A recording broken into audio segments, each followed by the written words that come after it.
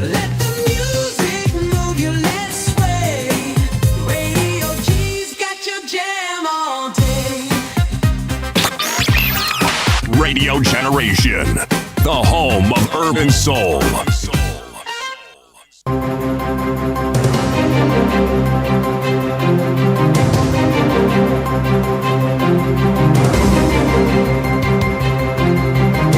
This is the Radio Generation News.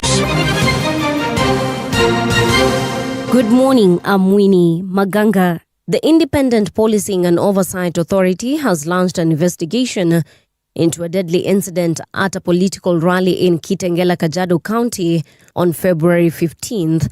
IPOA says it has been monitoring police conduct at rallies in Kajiado and Mombasa to ensure officers follow the law and policing standards.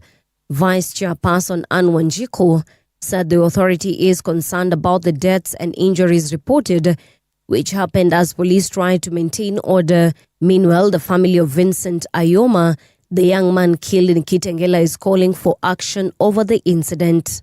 Akaniambia bwana mpigwa risasi akivuka barabara kutoka kazi. Akikumuuliza akaniambia jamuona ndiye anaenda kumuona. Kufika leo ikabidi tumtafute kwa mochari iko karibu Kitengela, hatukumpata. Ikabidi tukuje mochari tukaconfirm tukampata. Tumpata mpigwa risasi kwa jicho imetokea nyuma. Huyo mzaka uliza kama wanaweza tubebea mwili wapeleke tu basi pumzike juu ashakufa. Tulijibiwa kwamba tuongoje vijana watulie ndio watabeba.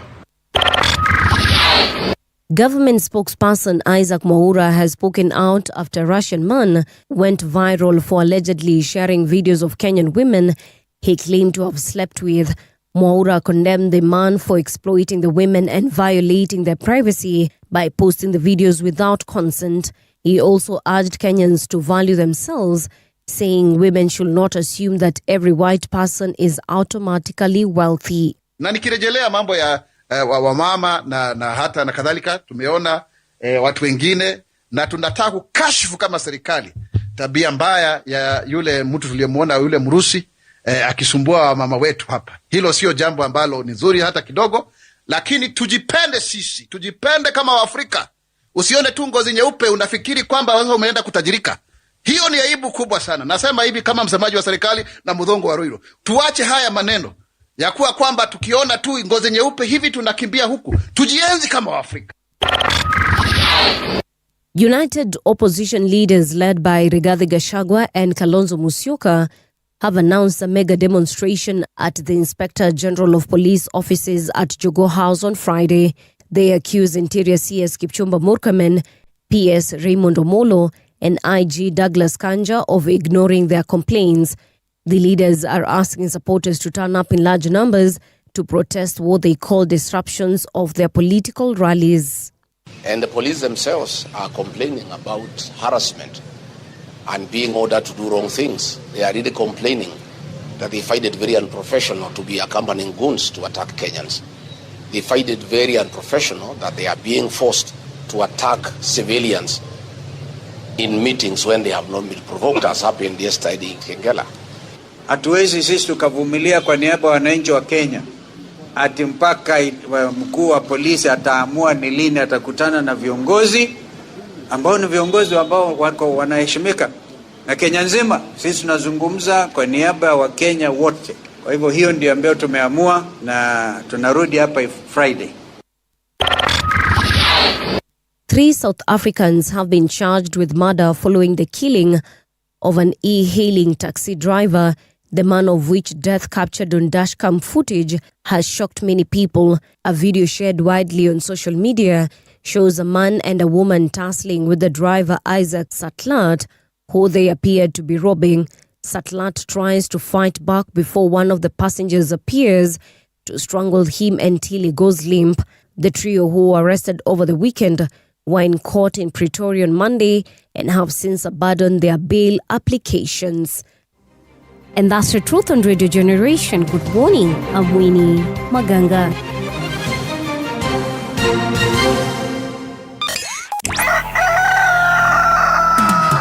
In the beginning, there was morning radio. But now there is Radio Generation's The People's Breakfast. Curious and bold, getting facts from the shadows. That's what it is. Now, as the city wakes and secrets stir, a bright new voice shines. The People's Breakfast. Your morning, your voice, your journey. Good morning. Good morning, my neighbor. Welcome to the home of hard truths and bold insights, Radio Generation. Yes, indeed. Welcome to the People's Breakfast on Radio Generation 88.8 FM it is. And that is in Nairobi, 90.7 in Mombasa, and the lovely frequency in Garissa is 89.5. How are you doing? Hope you're doing great. I can see Don Sabo is already checked in. Don Sabo is saying, Paul, hi, CT, good morning. Paul, ask CT what will unleash the great moment at ODM NDC. Still, we are yet to see the Baba political glue it. Will ODM stand the test of time? City, good morning. Will ODM stand the test of time? It will. Yes. Okay. What you should ask me is what do I mean by what it will. What do you mean? It will stand the test of time. What you are, the test of time that is being referred to by Don Sabo. Yes. Don Sabo is asking, will ODM survive? Will ODM... Izungushe hivi one more time. No, from there. From here? From here. Yes. Ilete hivi. No. The other way around. You see? I teach you new things every day. One more time. Yes. Good morning, City. Morning. You were saying something. I was saying the question that Don Sabo was asking is, will ODM remain as it was before Baba? The answer to that one specifically is no. When a leader like Raila Odinga dies, the party cannot be what it is. The party will evolve. Now, what it will evolve into being is what we are witnessing. My personal view on this matter is that what you're seeing is not a bad thing. Yes. No. This is how the strength of ODM is being tested. This party, was it a party where people understood the principles, and what we are seeing now is just power struggles and squabbles that any political party has. Okay? But as to whether it will die, it won't die. Okay. So the party is still going strong. Yes, but will it have the same power that it had before? Remember, the power that we refer to is the power that was there with Raila at the helm. Yes. Raila is no longer there. Right. So whatever power that will be there will not be the same. But will it be effective? That again is what the struggle is going to demonstrate. We are yet to see whether ODM will actually be. But is it a party that is significant? It is extremely significant, because if it wasn't, we would not be discussing it. Yes. Okay. I mean, it is what it is. Umesema venye umesema, and we will wait and see if that pans out. Yes, indeed, we will wait, and then we will see after we have waited. Emphasis on wait. Wait is important, my man. You remember that Russian person who's currently trending? He was picking up women in Nairobi. No, boy, I missed that one. I apologize. No way. Yes, way. You know, Edna mtapatia City kitu. Mtumie kwa simu yake aone. So kwa ufupi acha nikwambie. There's this gentleman. He's believed to be Russian, and he's pictured, or rather he actually takes videos of women while picking them up. So anaenda mahali, anapata mwanamke, anamsalimia, alafu somehow manages to convince her back to his hotel room or Airbnb, and then from there people assume that whatever has transpired beyond that video is, of course, they get physical, coitus, and then yes. So that is what people, because there's not a single video that has emerged of him actually sleeping with any of these women, unless it has come out and I have not seen it. But yes, so msemaji wa serikali, Honorable Isaac Mwaura, has said wanawake wajiheshimu, waache hizi tabia za kuona tu mzungu hivi ama ngozi nyeupe alafu Allow me to ask a question. Yes. We are discussing the clips that a certain Caucasian person has taken of Kenyan women whom he picks up. Yes. And that is all that has happened. That is what we have seen. Yes. But he takes them to his let me call it hotel room for the sake of this conversation. He takes them to the hotel room, and then we don't know. Yes. So what's the news? Do you know how many women he has picked up? I don't know. So many. Like 20. More than. Over what period of time? We don't know, because you don't know when the videos were taken.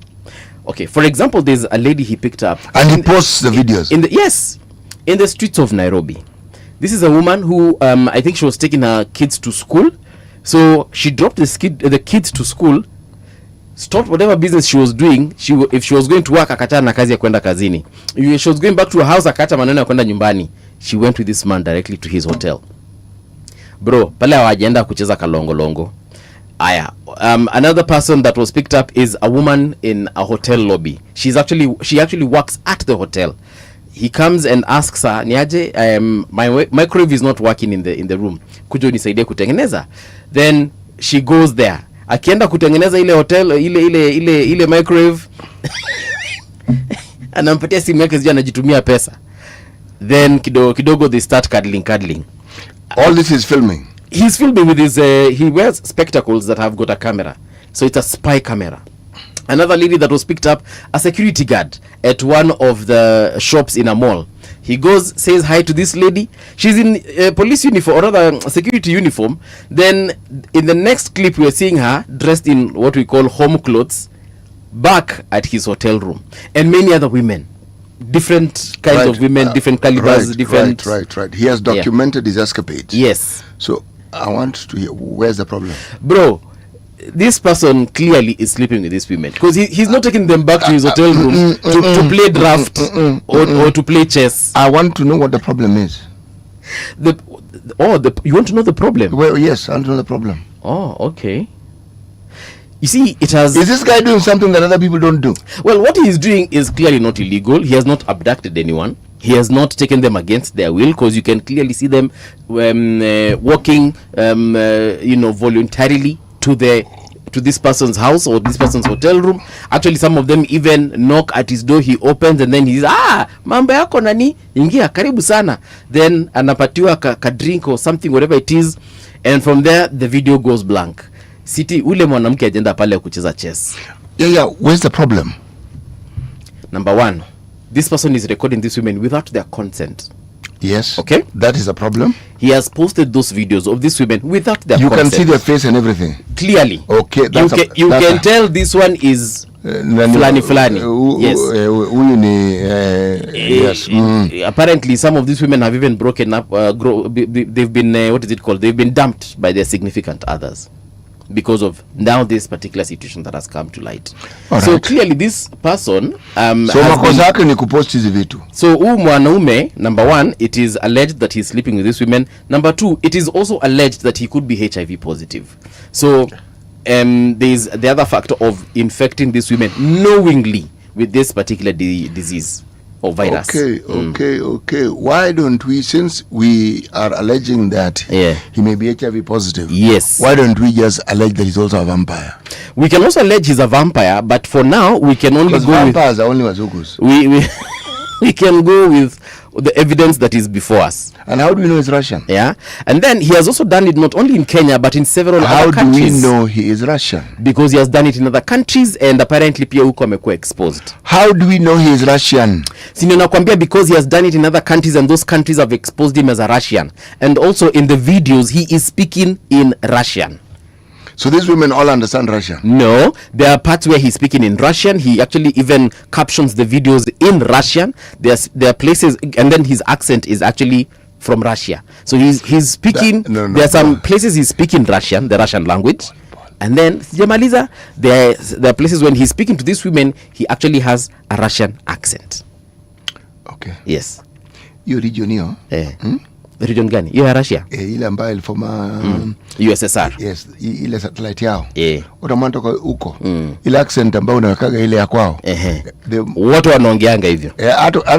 Hata Hungary unasikia. Hata Ukraine wanaongeanga Russia. Yes. Hata Bulgaria wanaongeanga Russia. Yes. Lakini City, what I'm trying to tell you is, long story short, whether he's Russian or Bulgarian, it doesn't negate the fact that he's been recording these women without their consent, and he has because some of them have actually confirmed that he has slept with them, right?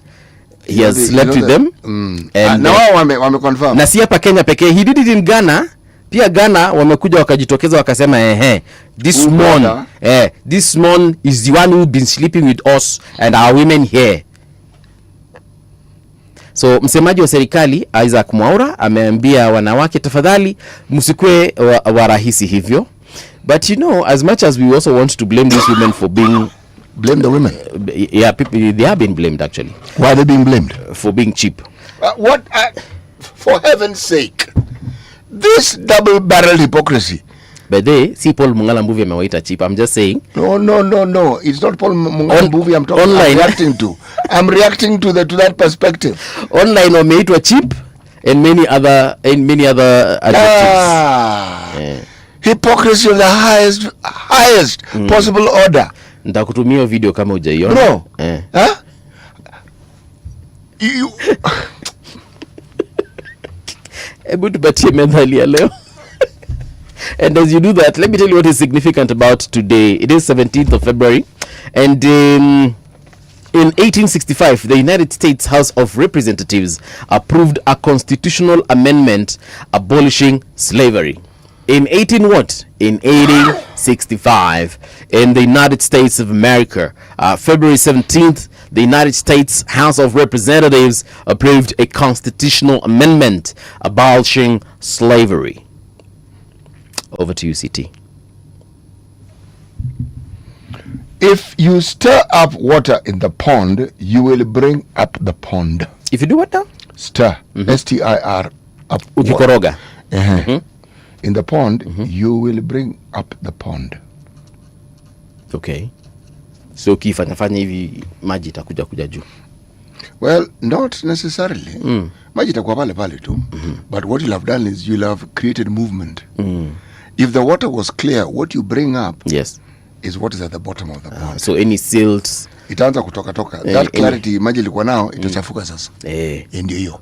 So all that, the pond is not just the water. Yes. The water is the ecosystem.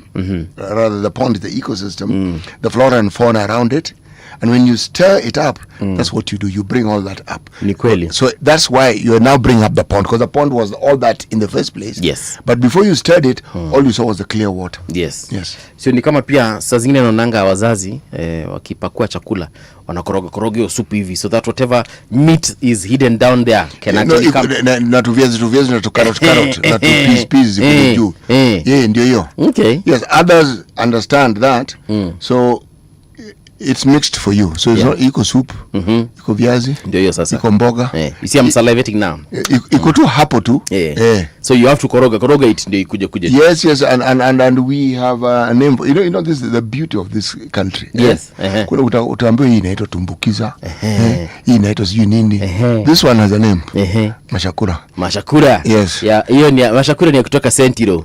Believe me, that is nutrition at its very best. It's called compact. True. Kila kitu unahitaji iko hapo. I agree with you. And you don't have to look for it. Yeah. Mashakura. Yes. If you go to some of these establishments, you'll actually find tumbukiza. Viazi pale wametumbukiza na nyama. Tena kuna tu viazi wana tule tunono. Bas. Yes. Kuna tumesema viazi, kuna nyama pale, kuna nyanya. Yes. Kuna kitunguu. Yes. Alafu kwa wale wanajua sale kamechemka hivi wanatupa pale ndani coriander. Or and rather kadania. Si ndio coriander ndio dania sasa. Coriander ndio dania sasa. Mbona nafikiri ile pilipili kubwa ile? Ile hoho. Capsicum ni hoho. So coriander ni dania. Oh, very good. Yeah. So ndio jina nyumbani hiyo. Sasa si ndio hiyo. Okay. Then sasa una kale kasupu kale ukachota hivi kwanza tu kunywe tu. Let's get on to radiogeneration.co.ke before we salivate and also make you at home or in the office salivate with us. Sakaja requests postponement of Senate CPAC meeting until row with governors is resolved. Okay, that looks like it's a fair request, but let's read what it's all about. Nairobi Governor Johnson Sakaja has formally requested the rescheduling of a forthcoming appearance before the Senate County Public Accounts Committee, citing prevailing circumstances surrounding governors' appearances before the committee. In a letter addressed to the clerk of the Senate, Jeremiah Nyegenye, the Nairobi governor asked the session be deferred to a later date. Sakaja notes that his request is informed by the broader context of governors' interactions with the committee and an upcoming meeting scheduled for February 26th between the Speaker of the Senate and the Council of Governors. I have a question here. Why not attend it either way? Yeah, just attend it in case of any hostilities from both sides, you can call it off. Why would the hostilities arise? For whatever reason, because it looks like, okay, this is what he says.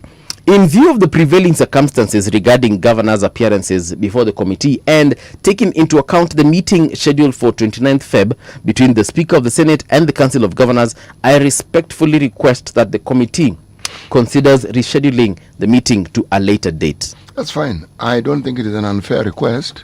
Yeah, I said it's a fair request. Yes. Yeah. The look, they want to ask him to, should we say, clarify certain matters. Even if he had said, give me a little time so that I can prepare adequately, so that I'm able to respond to what you want to ask, it would still be a fair request. Yes, it would. Yes. Yeah. So this is one of those things, let's give it time, because if there's something untoward about it, we will see, or we will get to know. So for now, the request to me is easily justifiable. Yes. He goes on to say that I wish to reaffirm my continued commitment in support of the Senate's oversight role and greatly value its indispensable function in safeguarding devolution and in protecting the interests of county governments. Aye. But they can also put the questions out there. Kaange akijua. I think he already knows. Huwezi kuja kuongea na ujue na kuja kuulizwa nini. No, they tell you, we want you to come and respond to. Remember how this thing works. The Auditor General raises issues. Auditor General will not call a committee to talk to you about it. These matters go to Parliament. Now Parliament at times will interrogate. If it is the National Assembly, issues to do with members of Parliament will be prosecuted or will be adjudicated there. Yes. Matters of the county government will be adjudicated in the Senate. Yes. So you do know what it is they want to talk to you about. Yeah. So, IPOA reports 3,988 police officers under investigation. 47 of them have been convicted, yeah? So this is a story by Tanya Wanjiko, and this is what it says. Nearly 4,000 police officers are currently being investigated for alleged misconduct, while 47 have been convicted in successful cases. The Independent Policing Oversight Authority has confirmed the disclosure was made by IPOA Deputy Director for Inspection, Monitoring and Preventive Services, Munene Mugambi, during a televised interview on Feb 16, 2026, as the authority emphasized its commitment to policing accountability. So 3988 cops have been indicted, 47 of them have been convicted. I would like to know the details of these convictions.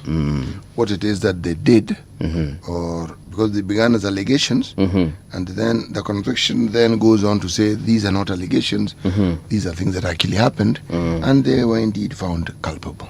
It's important. Yes. Si tutajua tukijua? Tutajua tukijua. Tutajua tukijua. SRC pushes 80 million plan, shillings 80 million plan to link public pay to performance.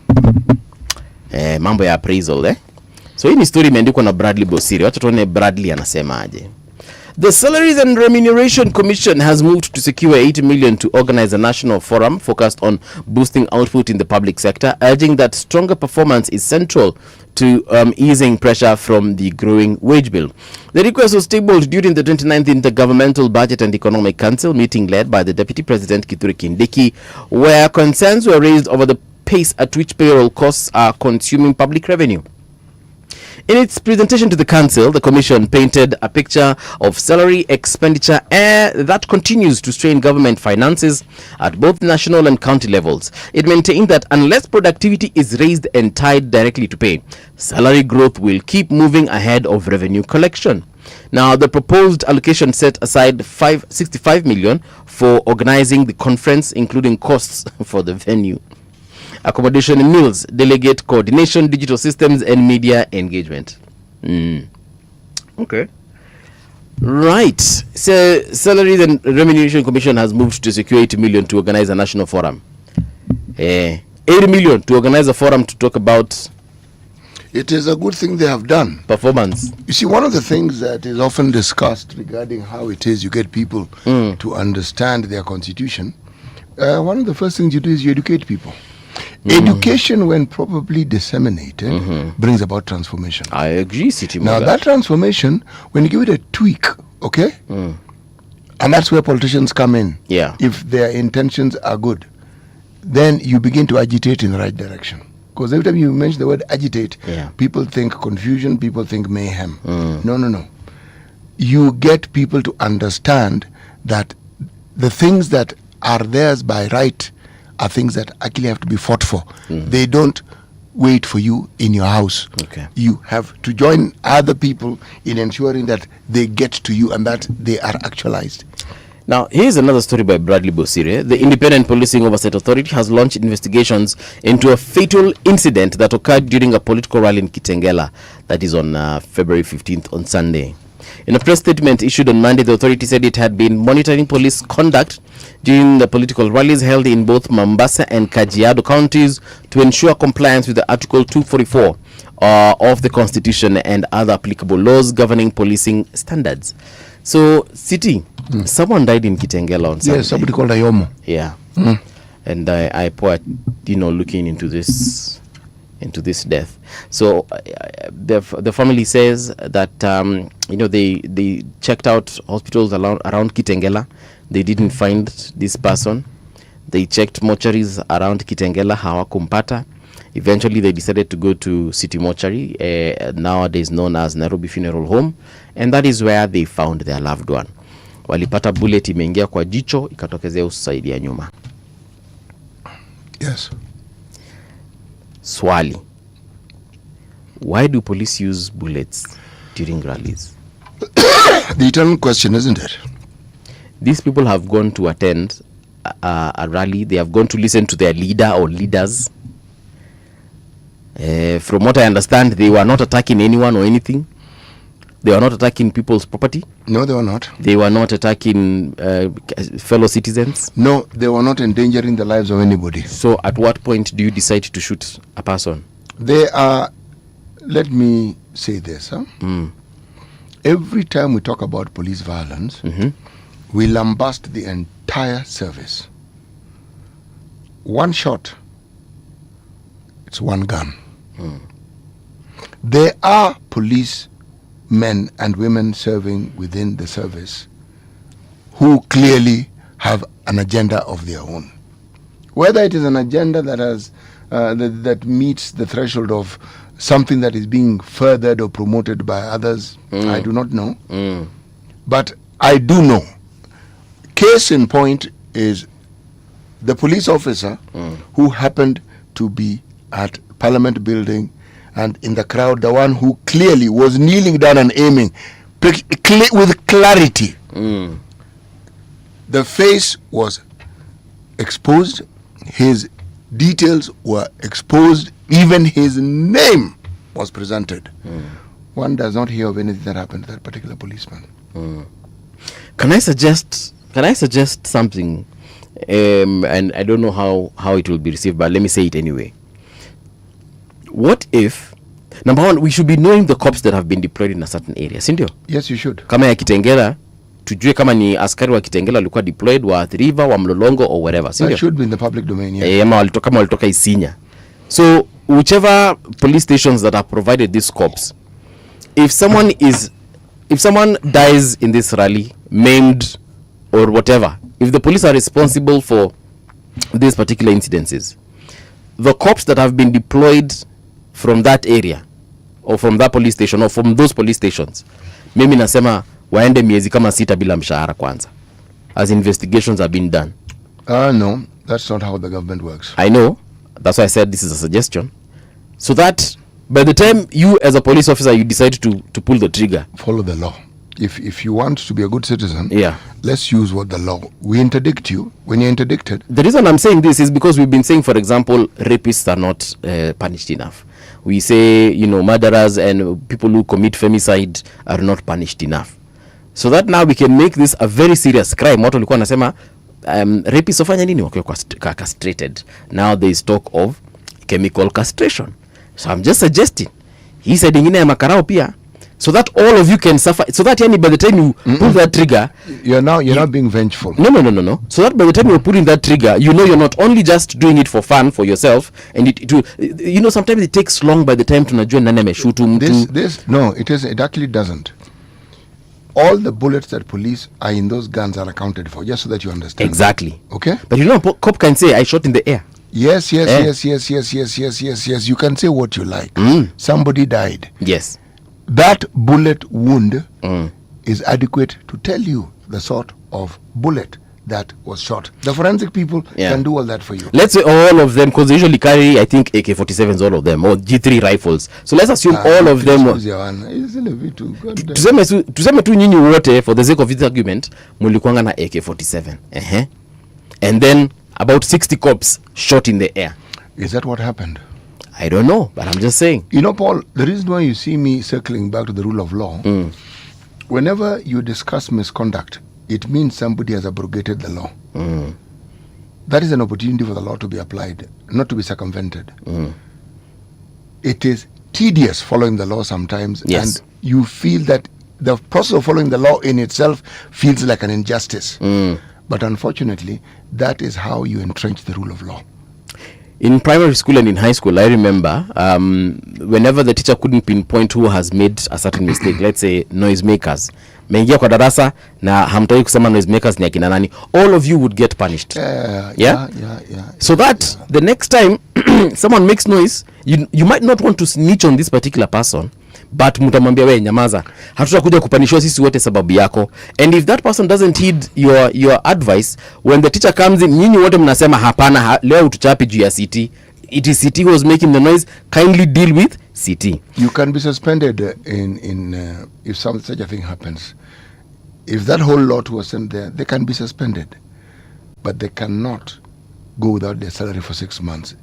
The process is you begin by interdicting. Now, when you interdict, you set in motion a process where a panel, a committee has to be set up to judge this particular matter. But you're on half pay. That's how it works. The reason I was suggesting this very harsh and perhaps even unconstitutional and unfair punishment is so that these cops can actually say, you know what, bro, my family will not go hungry because you decided to just be trigger happy. Okay? So wao wenyewe tu watasema hapana, by the way, it is Constable City who shot this person. Find something within the law that can justify what you've said. I don't know anything that I can pin that thing on or peg that thing to. The thinking behind it. Laws can be made. Yes, they can. They can. Laws can be made, City. They can. Yeah.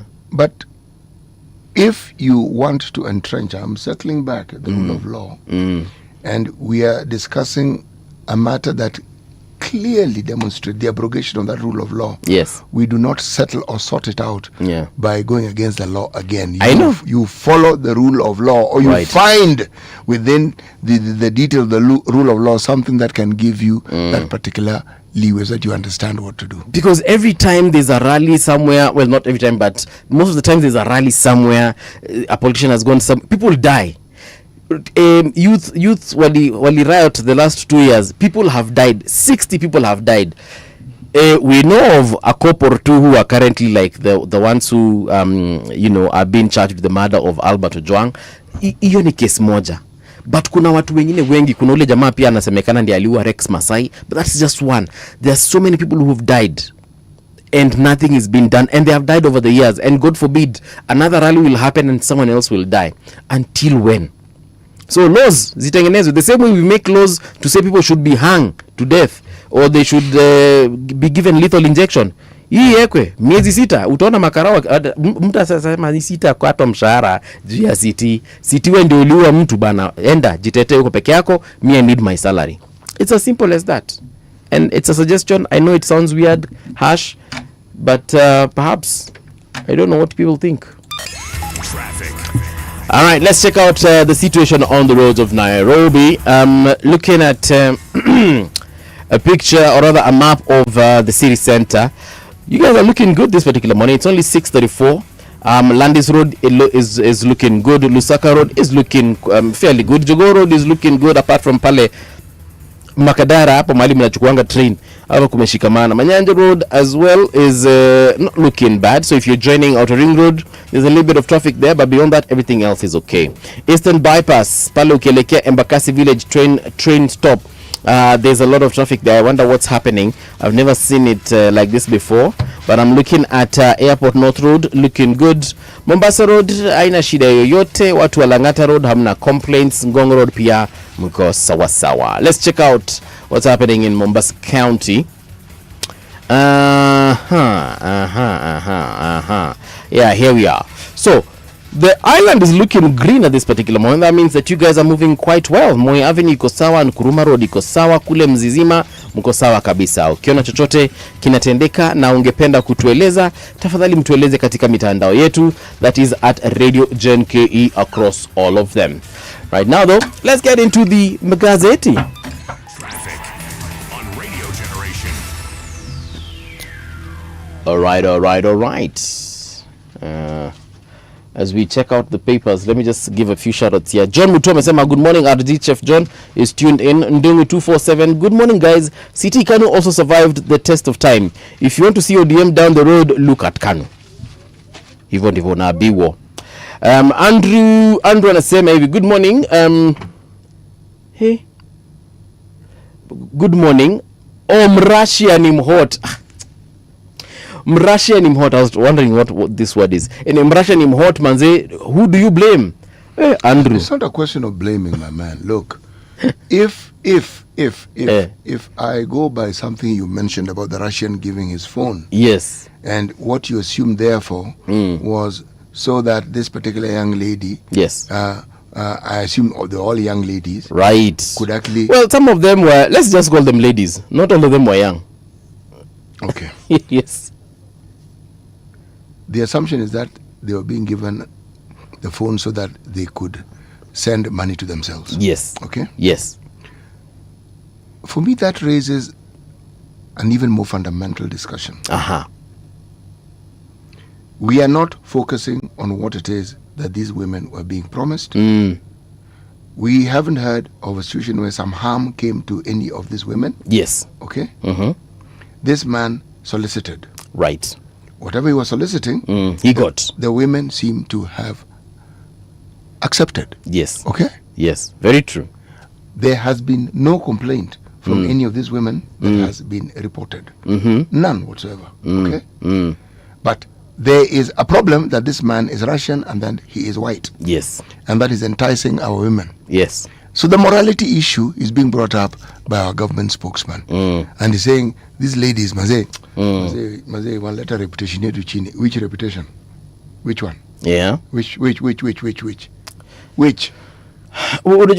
is this high moral ground that Kenyan men can claim to have with regards to how we treat women, with regards to how it is we manage relationships with women? Which moral high ground do we have? By the McOure, there's mixed reactions. Yes, I'm mixing it up a little bit more. And I'm trying to say this. What is it that would make a woman go to a place they haven't been to before with a stranger they've never met before? What is it? What is it? Okay, City, I don't know. Money. Pesa. Money. Money. Yes. Money. And what is it that brings about that level of desperation? Poverty, unemployment. You name it. It's not greed or anything. So, when you talk about a moral high ground, yeah, what, we are this self-sufficient country? Like in the city, some of these women are married. Bro, so what? Some of these women have got children. Let me repeat the so what so that you hear it again. So what? People who are bound to feel the pressures, the economic pressures that people have here, are people who are in families. Because when you're single, you know it's you. The moment you have children, the pressures. I cannot stand judgment on what someone does because, my friend, I have absolutely no idea what it is they're going through at that point in time. I don't know.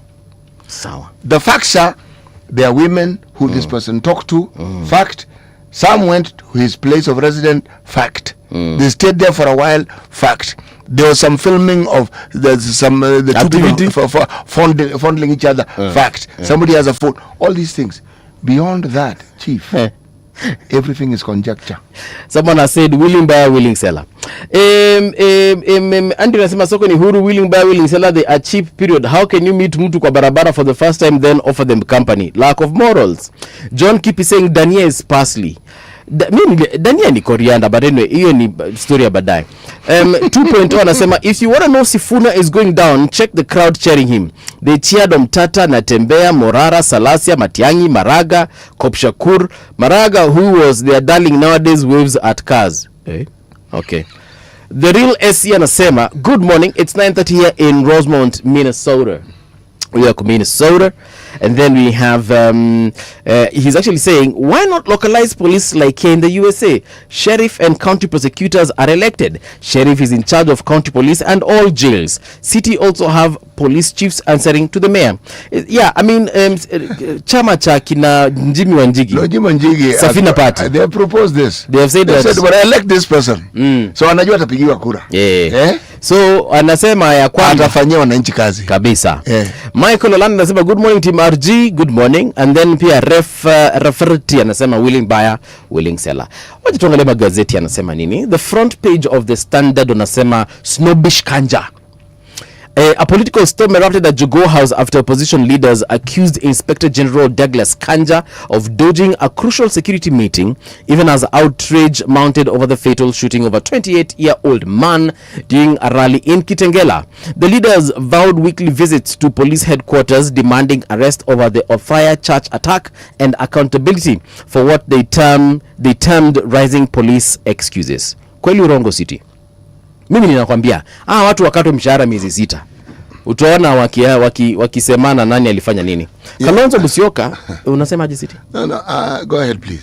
Kalonzo Musyoka amesema if the spokesperson told us that they will send another invite, it is shocking that the IG and his team were not available for such an important meeting concerning the safety of Kenyans. Rigathi Gachagua, it cannot be that police who are charged with maintaining law and order are the ones breaking the law.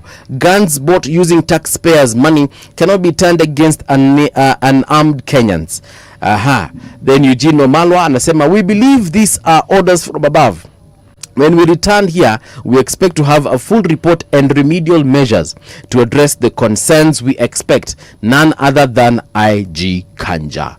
Orders from which above? The last time I checked, IG Kanja is the above as far as police are concerned. Anyway, that is according to the Standard newspaper. Daily Nation wanasema hivi, in bed with goons. Again, still IG Kanja on the very front page of the Daily Nation, saying that 3 weeks after the attack on former DP by armed men at a church in Othaya, police are yet to make arrests. Wanasema hivi, Khadija Riami will raise her baby without the father, that is Vincent Oyomo, who was killed on Sunday when police violently broke up an ODM rally in Kitengela. Death of the mechanic adds to raising casualties of the lethal force deployed against government critics. Police Chief Douglas Kanja yesterday skipped a meeting with opposition leaders who allege an unholy alliance between hooligans and state agents. That story is on page 4 and 5. See, why do you think he didn't appear for this meeting, City? So you want me to gaze into a crystal ball? Yes, please. And see what the crystal ball tells Actually, me? I want you to do that. I think he wasn't prepared. But what is so difficult about meeting these leaders? No. You more or less, you can't go into such a meeting without understanding what it is that they're going to ask you. They just want to know. People are tear gas in Othaya. Someone was killed in Kitengela. Others have died in previous demonstrations and previous meetings. You need to be sure you have adequate responses to those questions. But City, it just happened on Sunday. So what? Tuambie, as the police, we have investigated this Kitengela death up until this time. Bro. Up until this stage, my friend, do you know you go for such a meeting unprepared? Those fellows have gone and gotten data. You are going to be made a fool of in front of the whole country. I would rather wait until I am certain of what I'm going to say before I go. City, there's something called facts. Okay? There is no alternative facts. There's no alternative truth. A fact is a fact. Sindio, someone died in Kitengela. So what's the truth there?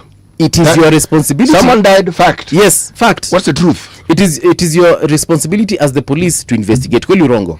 It is your job to investigate. Exactly. Yes. That is what you present and say, look, someone died in Kitengela. Yes. We know the person is called Ayomo. Yes. Actually, it's Vincent Ayomo. Yes. He died at this particular spot. Yes. Have we recovered the bullet? No. But he was shot in the head. Yes. Through the eye. Yes. That's a fact. You as the opposition, ni nini mnajua yenye sijui? Muniambie pia mimi. Opposition wakuja wakwambie, we even have a picture of the police who shot him. Here is a picture of the police. Useme, okay, so it is Constable Mungala Mbuvi. Okay, sawa sawa. Huyu anakuanga wapi Kitengela police station. Okay, thank you for this information. Let me get to the bottom of this to ascertain whether indeed Constable Mungala Mbuvi was at the scene, whether indeed he fired this particular shot, and then I'll let you know from there. What is so difficult about that meeting? Aya, hii ingine ya Odhaya. Huko ni Odhaya ama ni wapi? Mahali watu walitupua tear gas kwa kanisa. Nyeri. Sio Odhaya iko Nyeri. Well, I am helping you by saying focus. Go with the flow. We met, there was a meeting in Odhaya, yes. People were tear gas in a church, yes. The police officers mentioned are following. You as IG Kanja, what are you doing about it? It's been 3 months. Useme, okay, these particular police officers you've mentioned, we have actually questioned them. Here is the report. We are actually looking to indict them and take them to the DPP, and perhaps a case shall be opened not later than March, end of March, for example. What is so difficult about that meeting, City? What much preparedness does he need? And also, there are some questions they can ask of which you do not have answers to. You just be honest. Hiyo mheshimiwa umeniuliza, hiyo nao sikuwa najua, nimesikia na wewe kwa sasa, lakini I have noted it down. Give me until Friday. I'll give you a response. What is so difficult about that? Everything. The police service in this country are not viewed in a positive light by very many people. Whenever someone dies, whenever there's some mayhem that has been caused and the police are mentioned, it is assumed automatically two things. Assumed and stated. The president's name will feature. How it features... The president's name? They'll say Ruto is behind this. Okay. As IG Kanja, you have been told Ruto is behind this, but you're like, bro, I am the Inspector General of Police. I do not take orders from anyone. Not from the president, not from you. Next question. So if you are saying the President Ruto ordered the shooting and the murder of these people, I can let you know right now, if those orders were given, they were not given through my office. Next question. Secondly, they will mention that the IG of police knows everything that happened.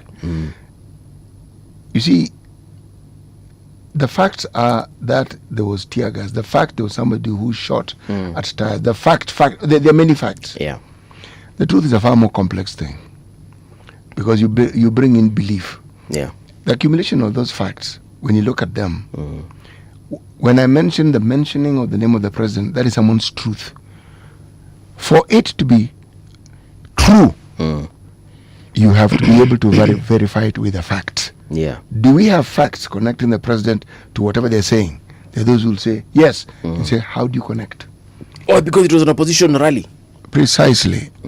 Or because the person whose name has been mentioned and the person who is their direct bodyguard is attached to a lady who happens to be a member of parliament who also happens to be in UDA. I said, so you've connected it to her. Connect the dots to the president. Yes. See, the president is the party leader of UDA. I said, yes. Is he the only authority in UDA? Are there other people in UDA who can give orders? But he's the topmost. You've got it. You've understood. So we come back to the IG. Do you think the IG knows whatever it is that happens at every station? In theory, he should. I mean, he should be getting reports. No. Actually, the way the police work, yeah, he should. When you're deployed, it is known. Kuna kawaki natumwa, tunadeploy hapa, kuna hii imefanyika hapa, kuna hii tunafanya. It is known. Na hiyo wanaendaga mpaka vigilance house mpaka kwa ofisi ya inspector. Yeah, inajulikana. Atajua kule Mkuruine kuna police station enye gari ilichomwa. Yes, it's how it works. Okay? He may even be told if he asks who those people are. All right? Yes. Now, that is fact. Truth is, he knew, meaning he knew they were going to do what they did. Connect the dots. Connect the dots. So he's the Inspector General. So, in a while, ilisema this guy is going to be lobbing tear gas and shooting tires of vehicles. You will say, all we have is that These people were deployed here. Bus. Period. Bus. Let me tell you. This idea of jumping to conclusions, or you know the facts as have been presented, but then you throw in your beliefs, your understanding, what you'd like to see, you project even to what should have happened, and you present it as the truth. This seems to be the fuel on which social media runs on. Yeah. Because social media is full of such conjectures. But City, you know, this is, for me, this is us holding leaders to account.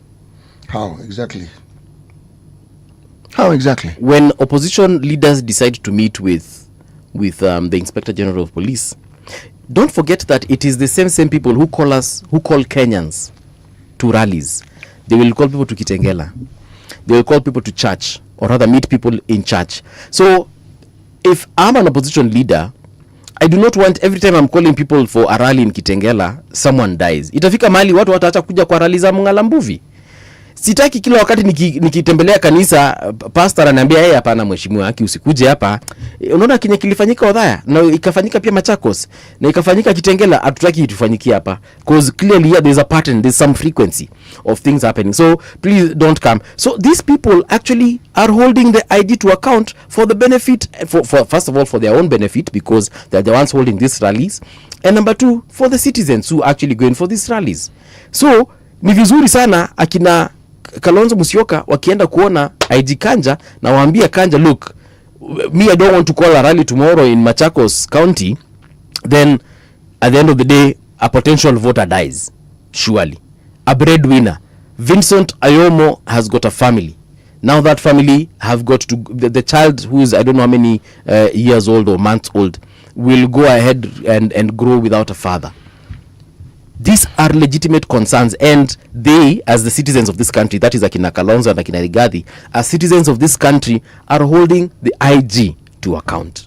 Ndio IG aseme niaje, okay, I have heard what you have said, because you guys are the ones who convene these rallies. Let me just look into this matter and see perhaps if you have any ideas of how you can have a peaceful rally, and also we as police can facilitate that peaceful rally. Give me those ideas, and perhaps that's part of that meeting, not just pointing fingers and asking questions. Maybe Akina Kalonzo to suggest, look, can we be having one high-ranking police officer to just address the crowd before we start a rally, for example, to just let people that, look, they are police officers, they are stationed in these particular areas, and they are here to just ensure that you guys are safe.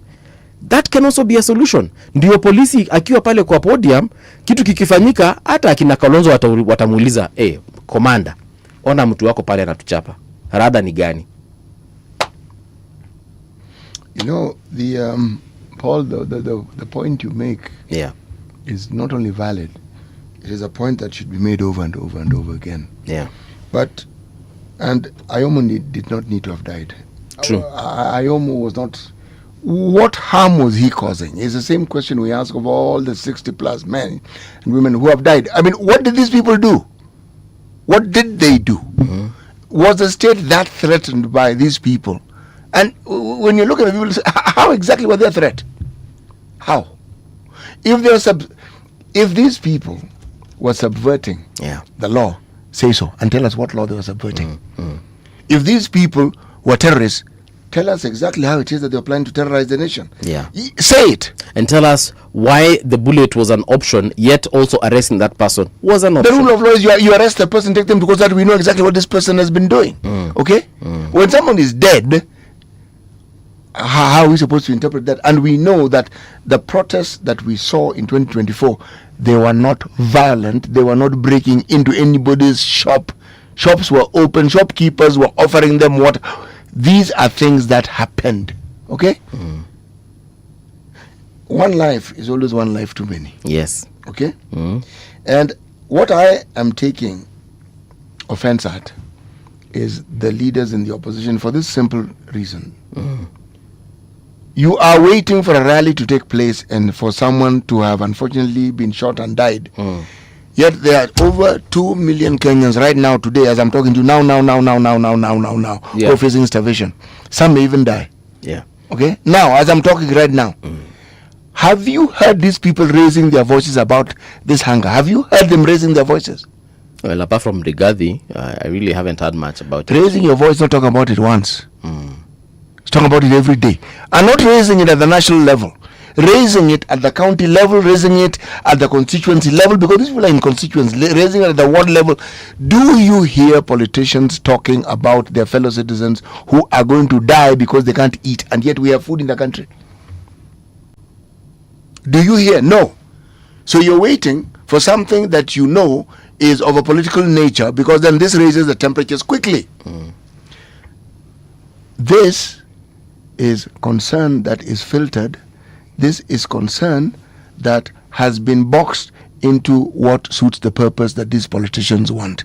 If they were genuinely concerned about the citizens, they would be raising alarms about the issues that affect the citizenry.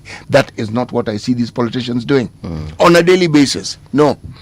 I'd actually like to see them do a food drive to these particular areas, if it's possible, because there's an immediate need right now. There's My an immediate friend, need. it's bad. There's It an immediate, is bad. Yeah, there's an immediate Have you need. heard of anybody calling Kenya and saying, guys, you know, we really need to help these people. We need to do this. No. So you are waiting for people to die in large numbers for you to raise them. So what will the dead benefit from that food? Actually, on the Daily Nation, page 13 says, families turn to wild fruits as famine bites. What on earth is this? Yeah. What is this? What is this? Do you think the governors in this country, their vehicles have run out of fuel? They've not. Do you think the MCAs and all the people who are in government have suddenly run out of food in their own houses? No. So, what is this selective way of looking at problems? What is it? There is a serious problem of hunger in this country, and the politicians of note seem to want to focus on politics. Come on, man. What solution are these people offering? Yeah.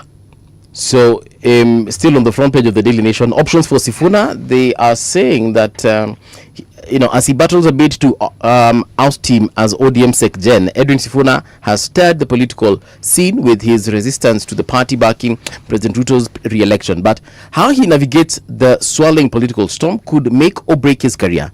As stories on page 8. Unity of faiths as Ramadan and Lent start on the same day. This is on page 3.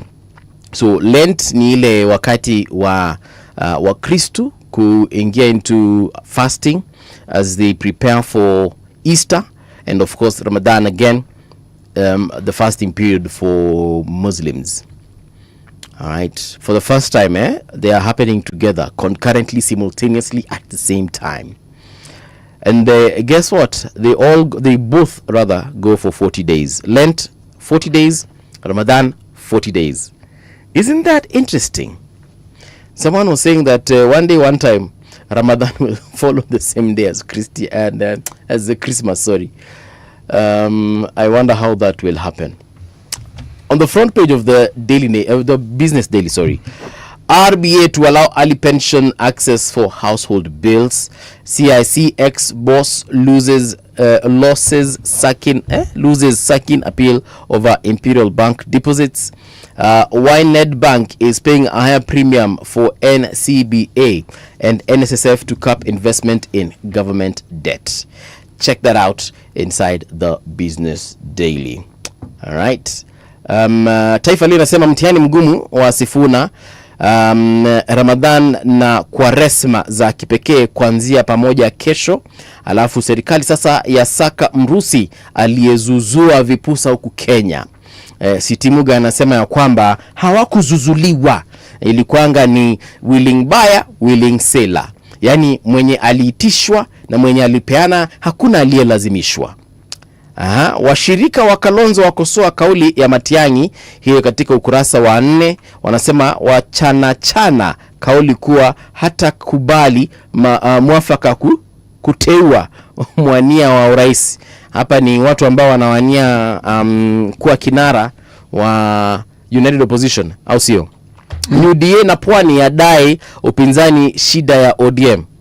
UDA kule Pwani yadai upinzani Shida ya nini? Shida ya ODM. Wakiongozwa na Omar wadai upinzani unadhamini uhasama katika ODM ndipo wasishirikiane na UDA. Kwa hiyo upinzani ndio unaingilia mambo ya ODM, hivyo ndivyo wanasema wana UDA. Well, tutajua.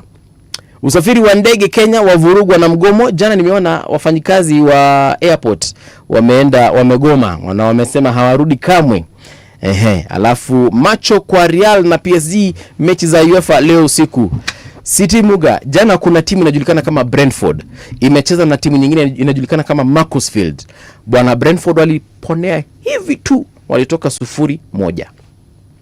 Barcelona tena walitandikwa na timu inajulikana kama Girona. Barcelona ndiye timu inayoongoza kule La Liga kule Hispania. La Liga wako nambari 1, Girona iko nambari siko sure, I think wako nambari 8 kule, nambari 10 labda, lakini nita confirm. Walitandikwa na Girona 2-1. Na kuambia huo mchezo ulikuanga wa kukata na shoka. Lakini kwa sasa tunachukua muda mfupi alafu tuarejea, lakini kwa sasa hebu tusikize taarifa ya Winnie Maganga.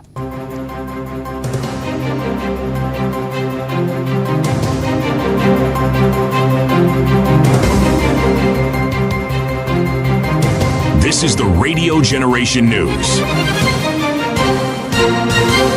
Good morning, I'm Winnie Maganga. 2 Kenyan men wanted in the United States over cybercrime charges have asked a Nairobi court not to hold them as they face extradition. Peter Omari and Francis Osanyo say their constitutional rights have been violated and that there are no strong reasons to keep them in custody. The two are accused in the U.S. of planning computer hacks, committing online fraud, and stealing identities. The charges come from a U.S. federal court in Virginia, where an arrest warrant was issued in November 2023. 2 suspects linked to the sale of illicit brew have been arraigned in court in Baringo County. This comes as angry residents call for tougher punishment, saying the illegal alcohol trade is destroying families. The two appeared in separate cases at the Eldama Ravine court, where one was sentenced to 2 years in prison, while the other denied the charges and is awaiting a bail ruling. Residents outside the court call for harsher penalties for those involved in the illicit alcohol trade. Nitawasilisha hoja kule bungeni tuweze kufanya legislation to amend bill ya hii mambo ya pombe. Mtu akishikwa kwa mambo ya pombe agona aje akupewa cash bill ama bond ya shilingi 500. Mtu ukishikwa na illicit brews ama kila aina ya miandarati ufungwa na uwekewe bond hata ya milioni 10 ili uende uzame kule kotini, kwa sababu we cannot afford to lose our generation and our children and our future just at the expense of one person. Tumekuwa kotini na kule kotini amekataa mitungi zililetwa 250 liters of ethanol ililetwa, lakini alikataa akasema sio yake. Operations at Jomo Kenyatta International Airport were disrupted after aviation workers went on strike, causing dozens of flight delays and cancellations. Hundreds of passengers were left stranded for hours or forced to reschedule their journey as the activity at the airport slowed to near standstill. Members of the Kenya Aviation Workers Union say the strike is over low pay and poor working conditions. We are immediately withdrawing all employees on duty now. All KA employees, we are asking them to leave and to go home. We are equally asking employees who are expected to report duty in the evening from KQ, from KAA, from Swissport, and all other ground handling companies not to report to duty. Kiharu Member of Parliament Ndindi Nyoro has reiterated that Safaricom share sale must not proceed, saying the negotiated price is now lower than the market price. The MP says this means the government is selling its shares at a discount. He added that if the government fails to represent the interest of Kenyans in the sale, citizens will directly engage Vodacom's directors over the matter. Sold a narrative to Kenyans, a self-interested narrative, that the Safaricom share price at 34 shillings was being traded at an unimaginary premium. As late as last Friday, the share of Safaricom in the Nairobi Securities Exchange actually crossed the 34 shillings mark. So we are calling upon those people in government who are auctioning our assets for a song. A time has come when the markets themselves have betrayed you. The markets that you are hedging your narrative on is already past your transaction price. Nigeria's foreign ministry has warned citizens about illegal recruitment to fight in foreign wars. The alert comes after Ukrainian officials said they found 2 Nigerians who were killed in combat last year. The ministry says some Nigerians were misled or forced into signing military contracts and ended up in dangerous combat zones. Kenya has also issued a similar warning to its citizens. And that's the truth on Radio Generation. Good morning, I'm Winnie Maganga. Radio Generation, the sound is fine. Pump it up, turn it high all the time. Let the music move you, let's sway. Radio G's got your jam all day. Radio Generation, the home of urban soul. The views and opinions expressed on this program are those of the guests and do not necessarily reflect the views of Radio Generation. Radio Generation assumes no responsibility or liability for the interviewee's views. This is Radio Generation. In the beginning, there was morning radio. But now there is Radio Generation's The People's Breakfast, curious and bold, getting facts from the shadows. That's what it is. Now, as the city wakes and secrets stir, a bright new voice shines. The People's Breakfast, your morning, your voice, your journey. Good morning. Good morning, my neighbor. Welcome to the home of hard truths and bold insights, Radio Generation. Good morning and welcome back. This is Radio Generation. The time right now is 6 minutes past 7 o'clock. You're on the People's Breakfast on Radio Generation on 88.8 FM. In Nairobi, Mombasa, it's 90.7. And that beautiful frequency in Garissa, which is 89.5. In studio, I have 2 gentlemen. Actually, 3 gentlemen. Siti Muga being one of them. The other ones, of course, are guests. I'm talking about Kamau Mbiu, who is a NEC member at the Wiper Party. And then we have Kasmuel McOure. Is it McOure? Is McOure, yeah? McOure, who is a youth leader ODM party. But niko na swali hapa ya ODM. But before we get to that, Siti Muga akona methali. And this week we are in which country, Siti? We're in the Republic of the Gambia. The Gambia. Yes. Kindly let this gentleman know our methali for today. It's a very simple proverb, really, and even simpler to interpret. If you stir up water in the pond, you will bring up the pond. Let me repeat it. If you stir up water in the pond, you will bring up the pond. If you stir water up in the pond, you will bring up the pond. Okay. Tricky, but nice.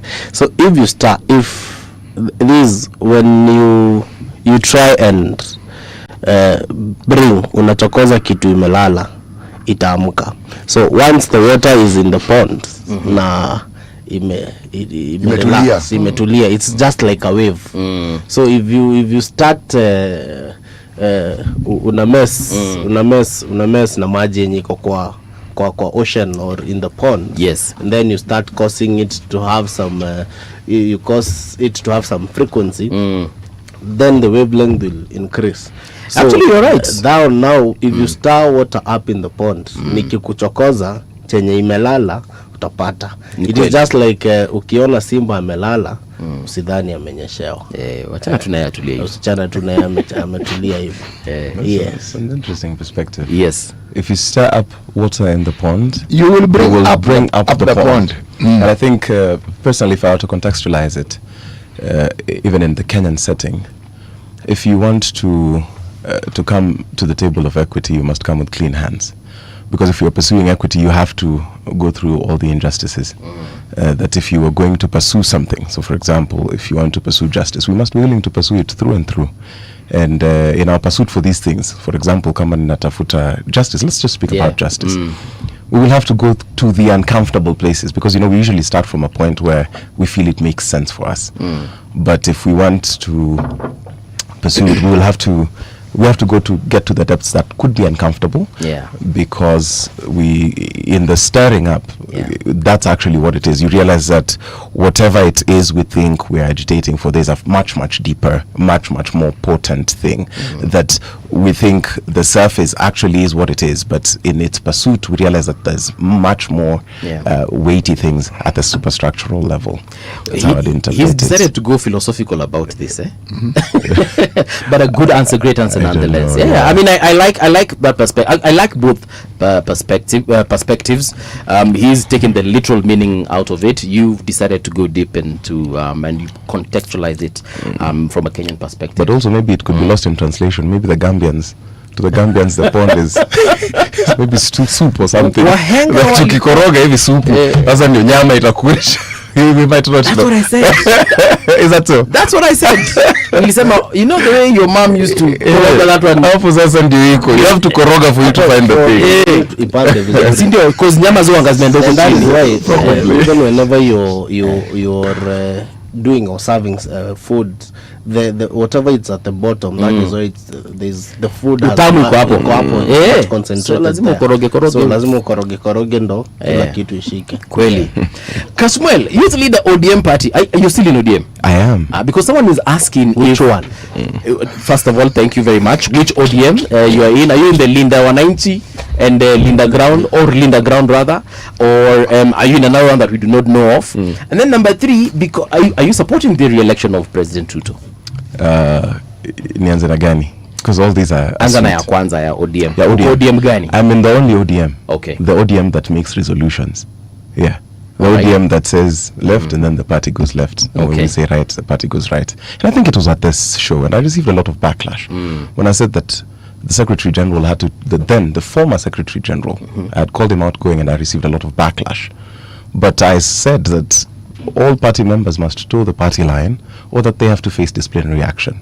And people praised him online and they said, oh, we like the way you're not being given attention. But it's not about attention, it's just about party processes and procedures which have come to full effect. And that Orange Democratic Movement, which is the largest progressive party in the country, has people thinking. People do not understand it, and the Orange Democratic Movement is like a hydra because it is diverse in opinions, it's diverse in its characters, but we are firm on our principles and what we believe in. You cannot have certain factions say that, like currently, the people asking which ODM, for example, are people who they want to cherry pick what works for them in the party. In the last National Executive Council meeting, there were resolutions that were made. This is a group of people, of hoodlums, who want to accept resolution number 6, but reject resolution number 5, but reject resolution number 6. Resolution number 5 says that a National Delegates Convention will be held in March. They want to attend that National Delegates Convention, but they want to oppose resolution number 6 that says that the former Secretary General ceases to hold office, which is puzzling at best, but expected. 2, I have said this unequivocally, and I said this over the weekend. It's one of the things that I said in the media earlier in the year, that I will be part of the people who will be championing for the president's re-election amongst the youth. It is a popular thing right now to hate the president, and people have their misgivings about him. But that's my stance. That's my stance as it currently stands. So I hope I've directly answered both your questions. You have actually. It was a simple one. Are you supporting the president? And you've said you are supporting the president for re-election. As a member of ODM, tell me, what does your constitution say about the removal of a Secretary General?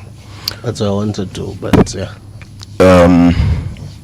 Not the removal per se of a Secretary General alone, but our constitution provides that resolutions, one, an office holder will hold office for 5 years, and that ratification of these processes can be done either by the NGC, the National Governing Council, or by the National Delegates Convention. Either, yes. There could be special sittings as well, where if you have 3,500 delegates, that's a special sitting of National Delegates Convention. So I know people expect to see 10,000, 12,000 people sat, but these are processes that have been ratified, and if I might bring it to your attention, the certain confirmations were made. The confirmations to changes in party leadership were made in Mombasa when we were there for ODM at 20. And the former Secretary General, who's suddenly crying bad wolf or sour grapes, did the confirmation. He swore in, the party leader confirmed the chair, confirmed the deputies. There are no internal... It confirmed all the office bearers? Yes. Including himself? Including himself. Yes, so... if that same process was accepted, then why is it that the process is being questioned now? That's the question I'm posing back to you. My question hasn't been answered yet. So that's what I'm telling you. I've told you we could either do it through a delegates convention or a special delegates convention, or through internal process through either the National Governing Council, that's also part of NEC, that NEC also forms a part of. So these are provisions that are made within our constitution. But also two, people who are at variance with party position will face disciplinary action. It's a point that I tried making at the beginning of the year. And many people. What does disciplinary action involve? The whipping. You could be. There's that, but those also you could be de-whipped of your position. These positions are not permanent. No. I understand this. Let me get to the heart of the matter. Yes. What I'm asking is this: within the party processes, if one is to be relieved of a position they have and you follow the procedures that you have laid down as your procedures, is there a position where the office bearer is given an opportunity to give an account of his position? Yes, certainly. And when does this happen? It happens internally. It could be at the disputes resolution committee, could be in the meetings, because these processes they happen to a vote. You cannot continuously skip meetings and then suddenly, when resolutions are passed by members of the party, suddenly you want to tell us that you want to speak. Where were you during all the meetings? So at the very least, we should agree that at the basic level you should attend meetings, because we cannot give you audience if you're not present. And if you have noticed, the ones at least that we have publicized, the said former officer, has been missing in action. So it puts us in a double bind. So shall we move forward? He's present in the saboteuring, but he's absent in the Apex meetings. My question is, when a decision of that nature is made, yes, the opportunity for the officer whose neck is on the line, do they still have an opportunity to come and say their piece, or once that decision has been made, all that now is water under the bridge? I think at this point, instead of us dealing with it ideally, Sifuna has been kicked out as the Secretary General. I think maybe to help the listeners and viewers, is that he will not be coming back as Secretary General, because we intend to uphold this decision as delegates of the party at the National Delegates Convention. So he's gone to court, and we've said that is totally fine. You could go and be the Secretary General of the court. We will continue as a party, because he is detrimental. He was detrimental, and he's to the party's position. Do you know what you people have just done? I do not know. City. I don't think I want to dwell too much on matters ODM, because I'm not a member, but I'll speak this as a former member of ODM, and also as a member of a party, and as a NEC member of a party, and to maybe correct my brother here. The NEC proposes the resolutions. When the NEC proposes the resolutions, it takes it to the NDC. The NDC either passes or revokes whatever the NEC has resolved. Now, for Sifuna to be ousted as the SG of the party, there were procedures. He had first to be summoned by the DRC, that is the Dispute Resolutions Committee of the party, which I don't know if they did. So now, this is hearsay at this point, because you're saying you do not know. Speak only on the things you know. Yes. Yes. Now, if he was summoned by the party, the Dispute Resolutions Committee, it writes a report to its findings and submits it to the NEC. Now, the NEC votes according to the report that has been written by the committee, and now that there's the resolution they come up with, they take it to the NDC. And now that is where the NDC, they vote it. Now, even where Kasmuel is saying that they are sure that the NDC is going to vote out, or is going to stand with the vote of the NEC, I don't know how he has if he has spoken with the 4,500, 3,500 members of the NDC who will be present, that I don't know. But anyway, that's an ODM matter. And also the matter is in court. We'll also correct this because sometimes we let these things fly for sake of decorum. You need to understand that when I was coming here on radio, I didn't start saying this last week. I said it here. I got into a lot of trouble on this very seat that I'm sat on. The things that we've been doing around, we've been walking around meeting delegates. What have we been doing? It has come from the delegates, and we said that as delegates, this man will go. So what is this thing that you are telling us that now you want to meet us again now from NEC? I am a delegate of the Orange Democratic Movement, and I've been saying that if he does not toe the party line, we will kick him out. We, the delegates, when we go to Busia, and there's 5,000 of us in a tent, what more do we need? When we go to Mombasa and there's 10,000... Tononoka. No, I'm not talking Tononoka, I'm talking delegates, invited by the party with invites, official invites. When we sit down as delegates and I say, I lobby and I say, this person is not behaving well, this person is not towing the party line. We think that if he continues like this, he should be relieved of his duties. So that thing we will not let it fly that now people who have left the party or people who are not in the party now want to teach us how to run our party. This ODM that you've been telling us is dead since 2007. Last question. Maybe to add on it, and maybe as you ask your last question, I still, and I don't want to dwell on this because I'm not a member of ODM. Don't worry. But Okay. I am just... Please dwell on it as you keep saying you don't want to dwell on it. But I also, this is something, it's sort of a question I want to ask my brother here. Why then is it happening after the death of the former party leader, Right Honorable Raila Odinga? Raila Odinga himself was on record. This is not the time Sifuna has started, to not toe the line with whatever party, with whatever the party is agreeing on. He started during Baba's time. He is the person who signed the 10 minutes 10 agenda, and then he is the same person who would go on TV and say, I am not part of that broad-based government. I am only part of the 10-point agenda. Baba himself, and even people through tantrums, Baba came and said, whatever Sifuna is speaking is the mind of the party. Is the state of the party, is the side the party has taken. Baba himself went ahead and said a lot of things. Now I'm still wondering why is it happening after his death? It's a simple question. That I can answer for you. ODM is a democratic party. Yes. And it allows discourse within from amongst its members. But why is it only happening? It just started your question democratic is why after Baba. Your question is why they are kicking out Sifuna after Baba. No. His question is why it is happening after Baba's passing. Then even I can answer. These issues have always been in the party. Don't think they started yesterday or they started when Baba. But they were only covered when Baba was there. So they only respected Mze's side. No. I will answer it. I will answer the question. It's fairly simple.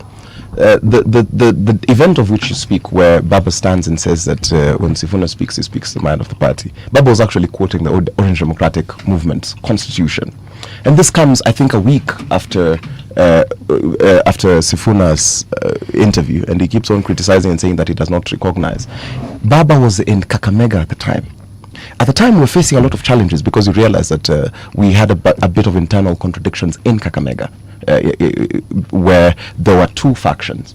And he was a judicious man. Our party has not survived this long because we are devoid of knowledge. So because you say that Baba said this part, the first part, which is espoused in our constitution, that the Secretary General will be the spokesperson of the party. The part that you conveniently leave out is what Baba told Sifuna. He said, hata wewe Sifuna. Lakini, he said lakini, he didn't say hata. Lakini pia wewe Sifuna, usikue chungu sana. And for such Swahili to come out of an old Luo man's, we have to treat it with a lot of largesse because Swahili is not known to be one of our fortes. So these contradictions have existed, but also again when you quote and say Sifuna has not recognized this broad-based arrangement. Personally, that's one of the criticisms I had against him, because he should have refused to sign. But he knew that he couldn't refuse to sign because that would put his position in jeopardy. And you people who are hyping him, the NEC members of other parties, refused to give him this SG position in their parties. You know, here in ODM we've said, sawa, chukueni. See, he is a good secretary general. Kwa nini mmekataa kumchukua? Na nyinyi pia mko democratic. Maybe because the other parties also have their own SGs. But now you see, that's what we're saying. You want this ODM that is dead is the one whose SGs you want. You want our affairs. You're saying we do not want to dwell on it, but you will not give him SG in your party. That's what we're saying. We are done with him. Take him. Take him. He's your SG. Take him and give him the way you want. This is all I'll tell Kasmuel, my brother. And in the politics, in the realm of politics, there are some principles. And in the Bible, I think it is in the book of Job, chapter 7:14 or chapter 14 verse 7. It says, "For there is hope that for a tree that has been cut down, for it to sprout back again." Now, in Kikuyu we say, once a tree has been cut, it does not come up with one branch. It comes back 5 times. Now, this guy who have been cut off. This is now Sifuna. And the clique of the members of parliament and the members, including Kasmuel's friend, that is Winnie Odinga. These people, they will come back, and whatever will be left of the ODM of fellow Gen Z to Kasmuel, it will be done. Okay. And this is what the president will do. He will be done away with that party, because whatever he wanted is numbers, and these politics and these facts and these sense. Whatever the president wants from ODM is numbers, the numbers they carry. Now, most of the numbers that they carry, they are carried by all these other leaders, and we have been seeing from the meetings they have been doing simultaneously from everywhere.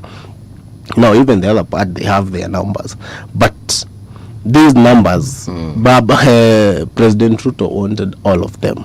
Now that they are gone, the ODM will be left just a shell. So you're saying that he no longer has use for ODM? He will no longer have use for ODM. And that is time. You know, only time will convict my statement. And you know, now, you will remember what I said. People have held these threats of our head since ODM. You try and speak a counter opinion to the masses. You're told utaharibia baba kura. Saizi hakuna baba wa kuharibia kura. You see those numbers that you think are there. Why are those numbers not in Wiper? Why are those numbers? You're just talking about the numbers that have gone from ODM. You're not talking about the numbers that are in the party. These threats, we have had them since the party was incepted. You know, Uhuru Sijui left ODM, Ruto left ODM, Henry Koskei, Najib Balala, Ababu Namwamba. Heck, you know, even Raila, we lost Raila. You're telling us, like, the biggest loss the party would have faced, we faced. And we, through so much pain, the party still stands. Sasa threaten our party because we have lost a secretary general who was going counter to the party position. These threats are what we are saying. And you see this thing where people want to say, oh, now he has the spirit of Baba. The spirit of Baba is only where tear gas canisters are being thrown. Only where people die of rallies. The spirit of Baba cannot be where there is Maendeleo. So when there's projects, when the roads are being launched in Migori, the spirit of Baba cannot be there. When our people are enjoying employment in schools, the spirit of Baba cannot be there. The spirit of Baba only has to be a double portion when you have to make a standstill. And remember, places like Kitengela, Mlolongo, Isili, you have a ready crowd waiting. That is where the spirit of Baba is. When you bottleneck traffic and inconvenience people, Nisawa. That is the thing which we are saying. Henceforth, the people will never hold it over our heads. Okay. Anyone who wants to tell us that is the spirit of Baba, Baba believed in the fourth liberation, which is economic liberation. This thing where now you want to take us back to as if we're in 92, and that's why we're saying we will win the 2027 election decisively. Okay. It will not be easy, but we will win it. Actually, I was heading there in my last question as far as ODM is concerned. Oburu did say at one point that, you know, hawataki kusumbwana na kiti ya Kithure Kindiki as the DP. But then again, a few days later, he came and said that he was misinterpreted. And he said that is the seat they want. Can't a man change his mind? He can. That's But I want to hear it from Kasmuel. That's the answer. Yes. My party leader has. No, I'm just asking because I'm wondering what's the big My party leader is the party leader of the largest democratic party in the country. He could stand and even say we want the presidency. Yeah. You see, that's why they're saying we start with our partners in the broad-based arrangement. And then these are our primary partners. But then, because we know we have numbers, he says that we can also go it alone.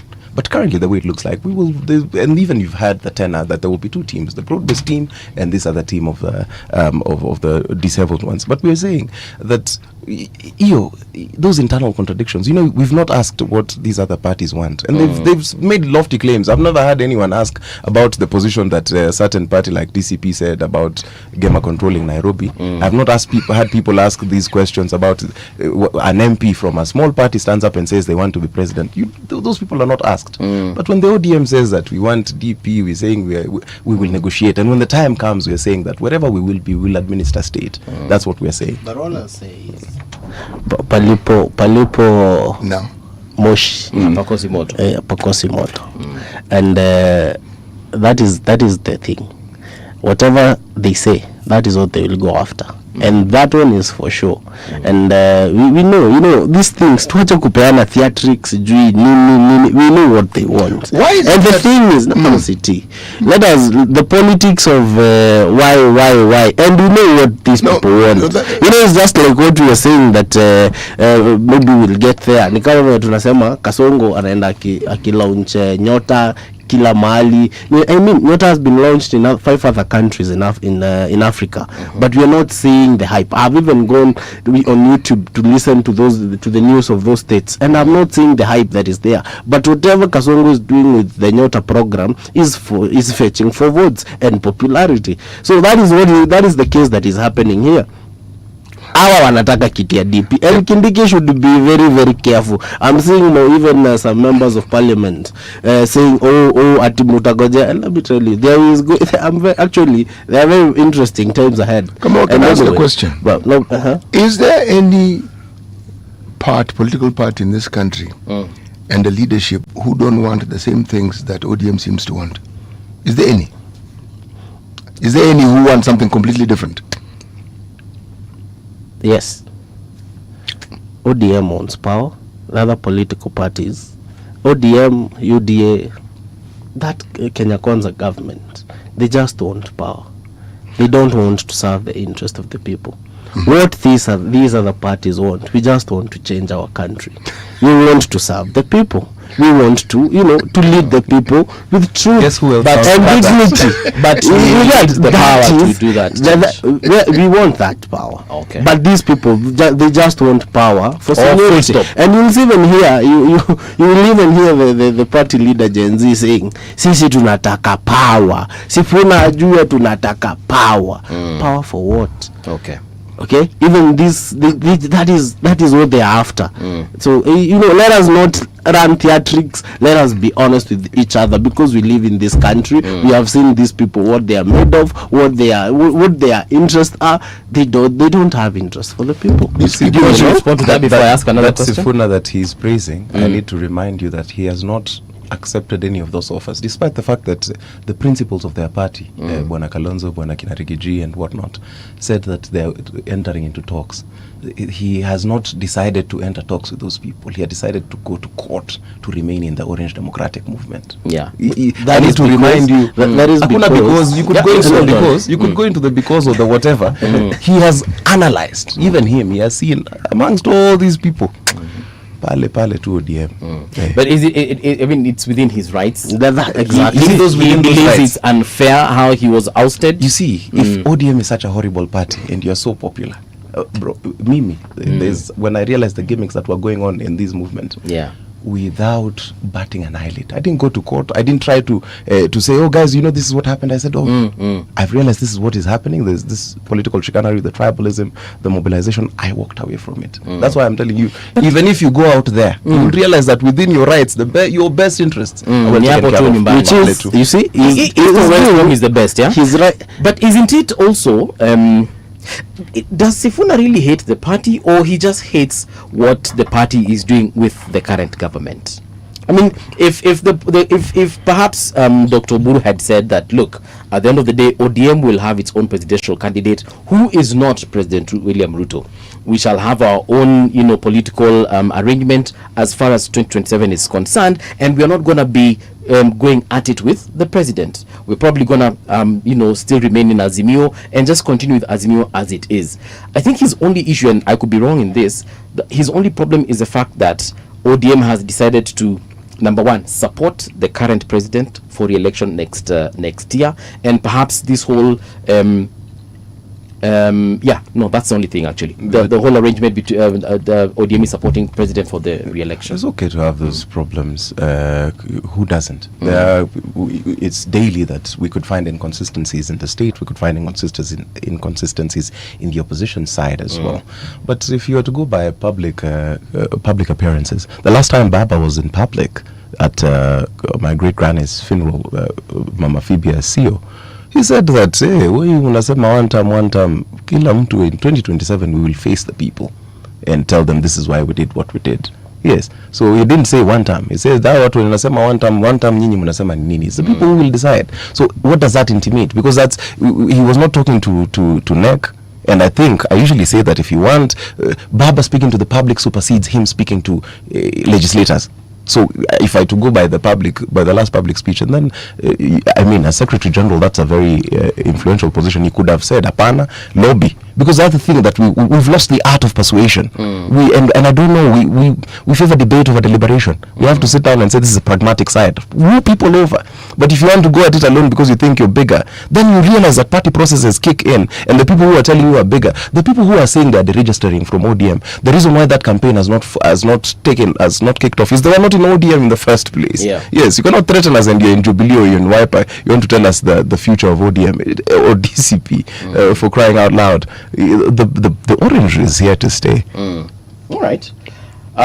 Your party leader yesterday went to Vigilance House. They were to meet IG Kanja. That meeting never happened. Do you have any details as to why it didn't happen? Well, I was there. The IG, as they say, he was not available. I think he was on duty somewhere. But there's something that they had agreed in the previous meeting.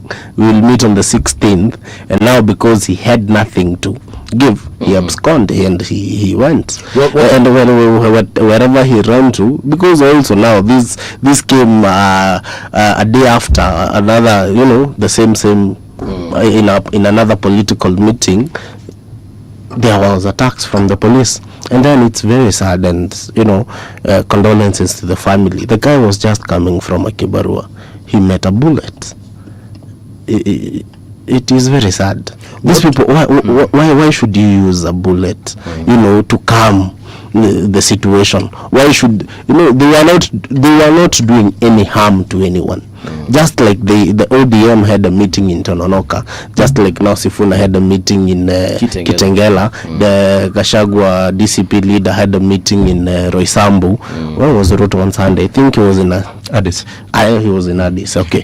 But in Meru, so just why this one meeting, and then now immediately yesterday after the United Opposition or rather the alternative government had a meeting in town in Nyamakema, just talking to people, tear gas.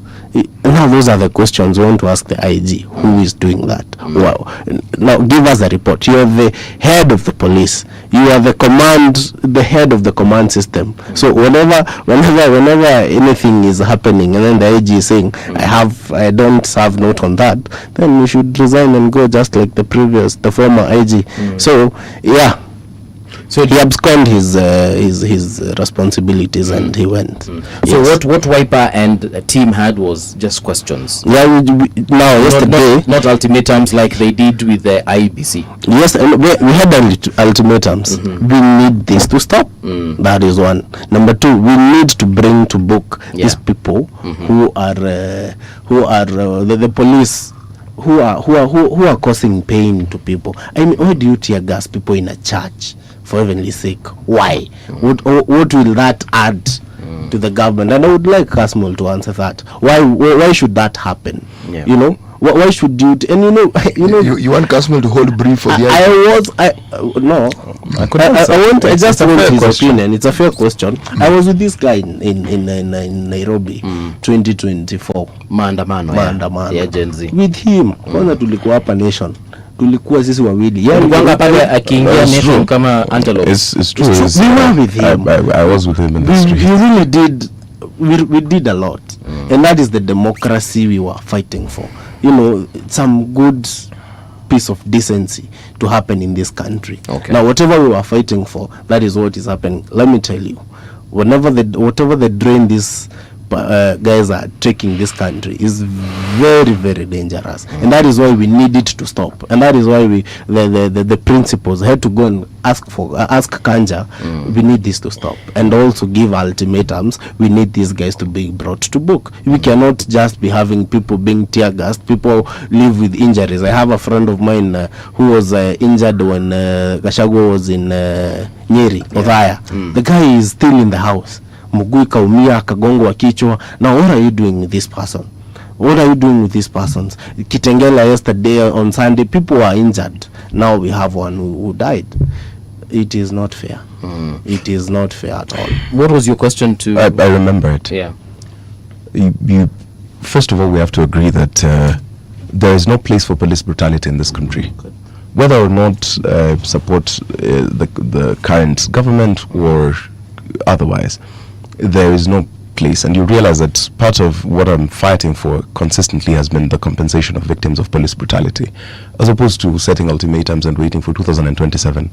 I am saying that it's too far for us to wait. These lives are not going to come back, and if we can pressure the government to ensure this happens. I know that our friends in the opposition are fighting us in court, but kelele za chura, and of course that's in jest. That's in jest, but also now on the more serious sides is it's thing which we will take back to the people and say that he's asked what are we doing with these people who are injured, and I'm saying that my side is proposing that these people get compensation from the government. Their side is saying no, wait until we get government so that we can compensate that these is people. out of order, because we have not said that. Actually, we are the first people who have steered for the compensation of these people. But you remember, on record. But then you will remember that we have gone actually even before we came to politics. He was not there in the 2023 Mandamano where 76 people died. I was there with a sufuria on my head. The thing that you forget, my brother Kamau, is that part of the 10-point agenda includes this compensation. So you cannot say you were the first. And that cost of living campaign, the person who's given the pole position is the one who was causing those atrocities. And I will remind you of a proverb that a certain old man shared from the Gambia, that if you stir up the pot, you will the pond, you will bring up the pot. And I say this because now that you want to go back and read this into the old man who was holding for the Gambian. What I'm saying is, and I appreciate the position that we occupy in the current political formation as young people. That if we peg this and we want to say who, where, what, none of these people will come out from a position of sainthood. We exist. Okay. Oh, sorry. No. We exist in these formations, and the reason why I would say this is we do not need to add to the death toll. We need to find structured ways in ensuring that these changes are pursued. The Orange Democratic Movement has suffered the brunt of what your parties have started seeing maybe in the past 2 years, and now it is untenable. You cannot countenance it. You want to speak to the IG. Baba has done this where he was being chased. He was turned into a meme for going to look at DCI. Nowadays, people, when mkitaka kutoka sherehe, you use a video of Baba saying, "What is this?" He was at the DCI. Yes, the same thing which you guys want to cry, and you're saying, "Oh, sijui nini." Rigiji is crying that people are being tear gassed. Sisi, he withdrew the security of Baba and said, "Until I see him behaving." Suddenly, he does not understand what the thing is happening. So that's why I'm saying, as young people, we don't need to go back, and this is not a pond we want to start. We have to focus forward and say that there are people who are injured and wounded from when we were in the streets. It doesn't. What is the shortest, most effective route to ensure that there is some sort of reprieve, because these are lives that will not be recovered. I do not care whether you're in opposition. I will take the best solution. Currently, these people are not providing that solution. The best solution is we organize and ensure that, one, the state puts in legislation, forces the hand the way the state can, forces the hand of legislators to ensure that there is legislation against police brutality, which is in the 10-point agenda. Two, that the state takes cognizance and acknowledges that there have been these atrocities coming from protests. And three, it's a three-pronged solution. Ensure that the victims of police brutality are well compensated, including the 76 from high cost of living, the 68 from our protests, and dating back even from previous elections. If you ask these people, what is your proposed solution? They will tell you, we want to take power so that we can serve the people. I would wish for my brother to take a taste of his own advice from the old man from Gambia. The old man is not from the Gambia. Yeah. The proverb is. The proverb. Yes. that is what and I would wish him then to stir up the water in that pond and go and take the 10-point agenda, start it up, bring it out. He is in government. Kasmuel sits in the broad-based meetings. Let us have. I don't know what it takes. Just to implement the 10-point agenda. You have the names of the people who are brutally murdered, people who are injured. Why don't you just compensate them? Before that, when all these other programs, why don't you just set a budget somewhere? Where is it not yet? Why have those needs not yet met? Because you guys are in court. That is why. The fund had already been suggested and proposed, but you're fighting it in court. So who is against the people? No. That's what I'm telling you. Your people are in court saying that we should not. It is unconstitutional for us to implement the solution you have proposed. As a NEC member of WIPA, but leader wako akisikia unasema hivi kwa TV. What we don't need is we don't need a court to pass something, for someone to be compensated. It is only fair. Even why we're in court, some of these people, because they were not compensating everyone, and the scheme they were using was shoddy. You have the names, just compensate them. Actually, no, you can't do that. That's what we're saying. Yeah. No, you actually can't. If you look at the atrocities that have been committed against citizens by their own government from the time of independence, you need a structure. If you cannot agree on the structure, then that, in my opinion, that compensation process must wait. You know why? It'll create a much bigger problem if you do not understand the foundation, the basis on which you are going to compensate. You have to structure it. So we know that when this happens, this is what. Because over time, by the way, there are people who went to court over these matters. There are people who've been compensated. I know of people I was with in college who were jailed after the 82 thing. They were compensated. I know of such people. But what was the mechanism? They went to court. What was being set up here was something that guarantees that anybody who has suffered under police brutality or any form that the government was involved in is compensated. And just like the insurance policies do, you understand, if you lost an arm, this is what you get. If you are at this age, you project what that loss would have been until the point of your retirement. And all those things have to be put in place. In the absence of that, you will think that you are bringing something judicious, but it will be a miscarriage of justice because some people will be left out. So processes are good, but they have to be structured. Yes. If they're not structured, we create another problem. You think you're providing a solution, but you're creating yet another problem. But also too, there's another problem with our government and on these people. They don't have the will.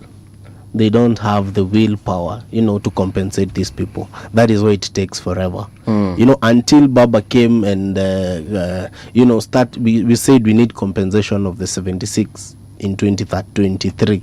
The economic liberation. Sufuria folks. Sufuria, us. That was, we were fighting for what was there. And then now the government took us rounds. By the time we realized they have compensated too, then as we started. Since then, also in our 2024, almost around 50, 60, 80, the ones that are known died. 2025, the same. Now, if you are not careful, the drain continues even this year, because either way, we are not going to rest until we have liberated this country. Let me just mention something. The discussion we are having right now, among other things, is made possible because we have a 2010 constitution. That is true. At the time this constitution was proposed, it was considered to be an impossibility. These things are possible. This constitution makes so many things possible, so very many things possible. You see, we have to move away from our politics where people who are in a different camp proposing something is something that we must oppose. If something is being proposed and it benefits the citizenry, let us contribute and say, you have forgotten this, add this, so that this thing becomes better. But we seem to have this position in our politics where to further our agenda as a political party or a movement or a coalition, we gain credence by always being opposed to what somebody who is not in our coalition is proposing. And that is the same thinking where anything that someone who's in government and whom we oppose, it does not matter what they do. The position is they are doing nothing. It doesn't matter whether it's visible or not. That politics doesn't actually help the citizenry. You know why? This particular government, when they were campaign and said so many things which they have not done. There are things they said they would never do, and they've gone and done it. But the government before them had said similar things. So this is the hypocrisy of politics. Understand it for what it is. Okay? When it is convenient, this is the person we must avoid. When it is convenient, this is the person whose hand we must shake. This government had the first handshake with Uhuru Kenyatta. It is not spoken of. How do you think people like William Kabogo, people like Lee Kijanjui, Yes. Mutai Kagwe, how did they get those jobs? That was a handshake. Yes.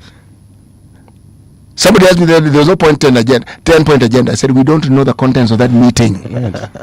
We don't know what they discussed, but we saw these people being appointed. And you know, they are Uhuru men. This is our saying there was no agenda at all. It was just a handshake, broad-based. There's no such thing in politics as just a handshake. Right. There was an understanding that was arrived at. Good. By the time your people are being appointed, you have arrived at a certain understanding. It's how it works. This is our politics, and we must see it for what it is. Now, if we look at the situation that we find ourselves in ODM, one Edwin Sifuna is not insignificant. If he was insignificant, we would not be discussing him. It's true. In his time as SG, he has served to a point where people acknowledge him and he is known for certain positions.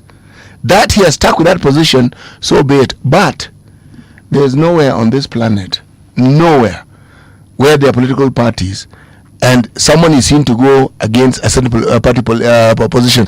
There are always consequences, my friend. That one, it's not an ODM issue. It is the world over. But these are things that ODM can sort among themselves.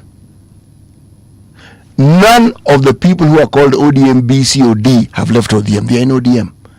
So I, as a citizen, am saying ODM has an issue that they need to resolve. And it's them who can resolve it because it is exactly their issue. It's nobody else's issue. But this is Kenya and this is our politics. Now that this has happened, God Almighty, this pond is going to be stirred. Hoi. And brought up. This pond is going, oh God Almighty, God Almighty. Now my position, since people have positions, there are 2 million Kenyans right now, who are on the brink of starvation. Actually, They're already starving. They're already starving. They're on the brink of death. Now, all these people, do you hear any of them talking about these people? Do you hear of them saying, guys, can we put our politics aside for a moment? Just for a moment. How do we help these people? Do you hear anybody having that discussion? So when these politicians tell us that they have the interest... I have had... Like whom? The DCP leader, that is Gachagua. Then the Wiper, my party. Okay, what did they say? Let me. It's him. He has said what he has heard. Yes, what did they say exactly? That they said, Gachagua said that the members of parliament in the counties and the county governments where the people are starving, they should first of all focus on what these people their people are going through and stop misusing their funds on things that do not make sense and stealing the funds of the people, rather channel the funds to doing what is right. 2, Kalonzo Musyoka was on record saying that even actually they are doing a fundraising right now.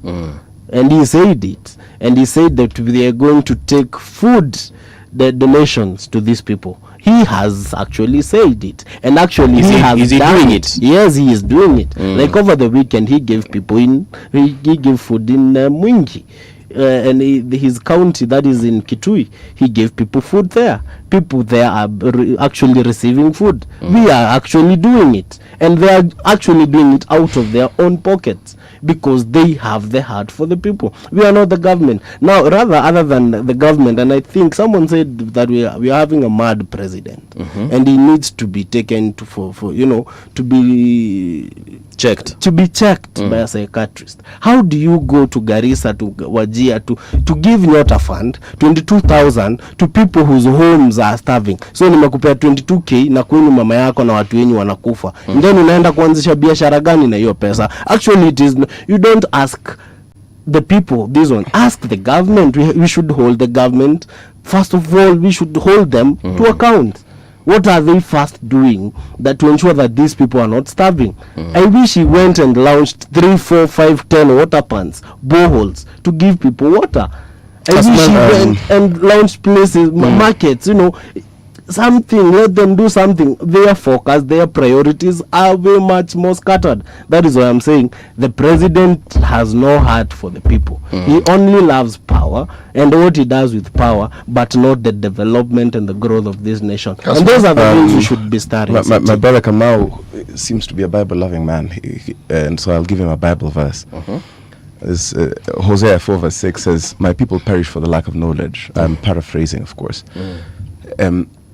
These things that you speak so passionately about, and I was telling you, we must pay our respects to the people from the Gambia because of the proverb of the day. Because Rigathi Gachagua, who was your first go-to person, if we stir the pot long enough, you'll realize why he was fired from being a DO. It is a very unsightly thing. It was for relief food. It was for food meant for these people that he's pretending he's defending. It is on public record. That is why he was excused from the administration when he was a DO. He stole that food, I dare say. There's the ignorance why I brought in the Bible verse. There are certain functions that belong to national government and certain belong to county. Part of the devolved functions include agriculture. This is not a Ruto problem. This is in the governors, including plants, fisheries, food processing. Those are county functions. And that's why I'm saying we have to resist the allure of cheap politics, because the governors must be held accountable for this. You cannot look at the president and expect the president to do what a governor should be doing.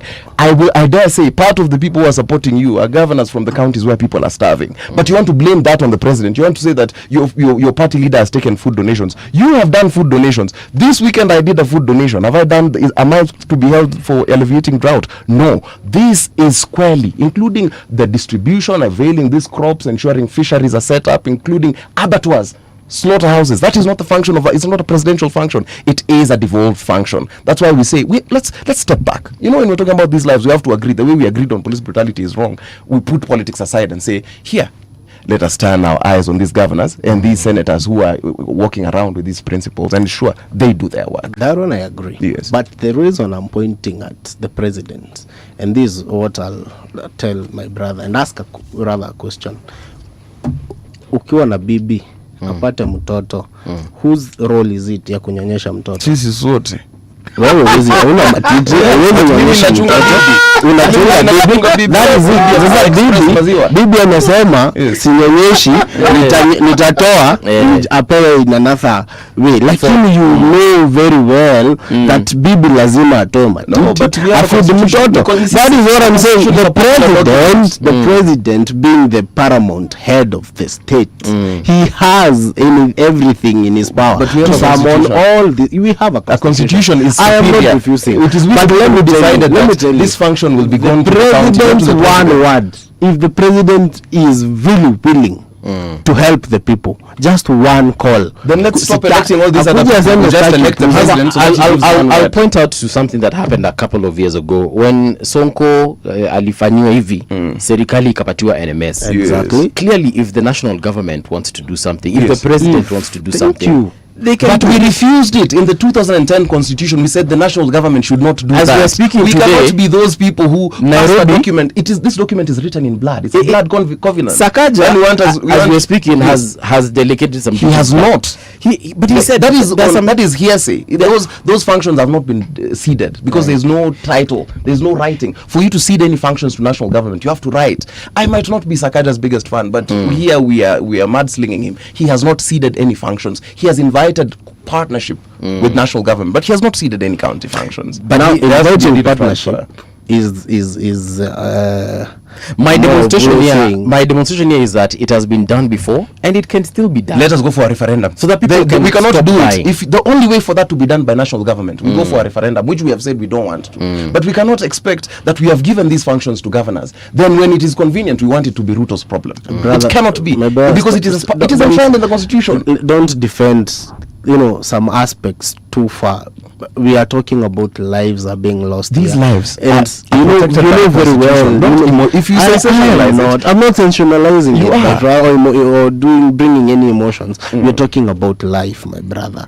We are talking about life. You are feeling to emotion. That will and also the president also, because constitutionally, if I told you that is a county government function, let us look at the counties where people are starving. Bring those governments to book. We tell them in 10 days. Sort this out. There will be no hunger. But now you want us to go and take the president from Addis because it's cheap. It's easy to hate Ruto. If at all that is what sells in the media nowadays. Why did the president and the executive assign some 4-6 billion through the national drought management, and they gave the mandate to the deputy president to ensure that money is very much well used to cater for the people in those drought areas? Why is the DP is a principal assistant to the president? And two, that was a supplementary. So why now? I'm asking is, if at all if they are doing this, knowing very well they are county governments, you get now why is supplementary? It is the same thing the president is also now the compensation. What I'm saying is the same case with, if at all they can be able to set aside a supplementary budget, let them first of all ask the county government. It's not first. What are you doing? Governments have the governors have been elected by people. And the governor should be held accountable. To have a serious country here. The governor for, I think was it Marsabit or whichever, alisema ametumia seedlings za 50 million and they are not there to be planted along which river. We need to have these governors brought to both. Very good. I agree with you. As wanakuja kwa county committee wanatolewa, sijui Garissa amenunua soda za 150 million, sijui na yeye ametunua seedlings za 50 million, and then after that panel has been is done, then that's it.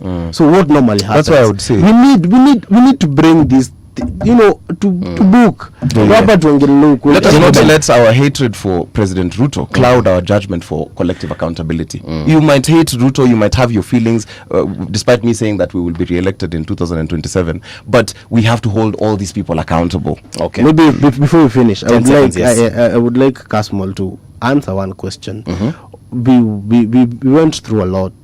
What really changed that he is now the darling of William Ruto, and not for lack of a better word, I don't want to say he betrayed us, because what really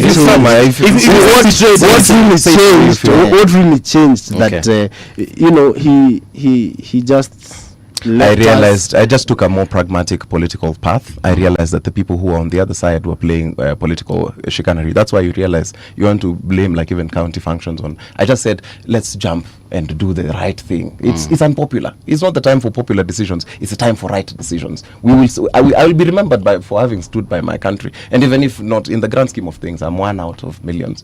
Take up the mantle. Just wear a coat, tighten your tie, pick it up from where you think it was. But gentlemen, thank you so much. It was actually interesting listening to your perspectives. I don't know if your parties hold similar perspectives, especially for Wiper. I'm yet to this. I have a lot of questions for Wiper, and I wish we could get part of the very top leadership as far as this is concerned. He is part of top leadership. Wiper's neck. Kamau's presence here is adequate. It really is. Yes. No. For example, I have questions specifically for certain individual. For Kalonzo. Then we'll invite Kalonzo. Kuna vitu haizi jibu ni Kalonzo peke yake. Huyo connect. Tafadhali don't see him as young. No. I'm not dismissing. Elitimua Sifuna, for example. I'm not dismissing his position in the party, but I'm just saying there's some questions that would be answered by specific people. Okay, yeah. okay. But thank you so much for availing yourself, and of course, Kasmuel. Asante sana. And the answers will be one term only. It is one term. All right. I don't understand why you put that disclaimer huko mwanzo. Do stand by. Coming up next is the former nominated Senator Gloria Orwoba. Right now, the news with Winnie Maganga. This is the Radio Generation News. Good morning, I'm Winnie Maganga. Human rights group Vocal Africa is raising concern over the arrest and continued detention of Mwabili Mogodi in Mombasa. The group says Mogodi is being held at the Port Police Station under unclear circumstances. Vocal Africa says information from their Mombasa office shows that Mogodi was first arrested at Lunga Lunga near the Kenya-Tanzania border. He was reportedly on his way to Tanzania where he was intercepted and detained. Mwabili amekuwa under duress kwa masaa 18 baada ya yeye jana kushikwa mpakani Lungalunga kiobela na kuandiwa over kwa Lungalunga police station. Na immigration tumewapigia, tumewafatizia, wanasema hao walipata alert kutoka kwa DCI Nairobi. Hatuelewi what is happening. Mwabili has been here Voi almost some months. Kama ni kumshika wangemshika, kama ana issue wangemsummon. The government says it has completed the first phase of Nyota Business Startups grants in all 47 counties. A total of 131,800 young people have received a combined 2.5 billion Kenya shillings, along with business training, financial literacy and mentorship. The program also includes persons with disabilities and refugees. Nyota is also offering 6 months apprenticeship opportunities for 90,000 vulnerable youth with a monthly stipend of 6,000 Kenya shillings. Here's the government spokesperson Isaac McOure. Hususan ni kuhakikisha kwamba tunaweza kuwachukua wale business development trainers pamoja na maafisa wa ngazi za serikali ambao wanashughulika katika mradi huu wa Nyota, na pia wanabiashara wa yale maeneo, kwa sababu hao ndio wanajua zaidi kiini na kisa na maana kwa nini mradi huu ama vile ambavyo watu wanaweza kufanya kazi katika biashara zile ndogo ndogo. Kwa hiyo ni mradi mzuri zaidi, na wale ambao wanakosoa wapinzani wetu wakisema pesa za Benki Kuu ya Ulimwengu, tunashirikiana kuhakikisha kwamba hata vijana wa Kenya wanafaidi. The Kenya Ports Authority is warning the public about fraudsters sending out fake job offer letters and asking for money. The authority says the scammers are taking advantage of its ongoing recruitment process that was advertised in MyGov on November 25th, 2025. KPA says the documents being circulated are fake and has urged job seekers not to pay any money but to follow official communication channels. The Pest Control Products Board raises concern over infiltration of contraband products in the Kenyan market. The regulator is advising the public to verify products before purchasing. The board says the contraband products are also threatening the sale of genuine products, saying they have arrested several persons over the sale of contraband pesticides. There are some traders who are making these concoctions around Nairobi and distributing to the users largely through the hardware shops. And the mode of transport is mainly through the courier system, making it difficult for PCB inspectors to intercept that product. We have arrested many people who are doing this product, and even those who are using it, because it's no longer allowed for use in the country. It was intended its purpose was to manage termites in construction. A group of 34 Australian women and children linked to the Islamic State were briefly released from a detention camp in northern Syria, but were later returned for what officials called technical reasons. The group, believed to be wives and children of Islamic State fighters, has been held in Roj camp for nearly 7 years. Their release was reportedly delayed due to lack of proper coordination and permissions between the authorities controlling the region. And that's the truth on Radio Generation. Good morning, I'm Winnie Maganga.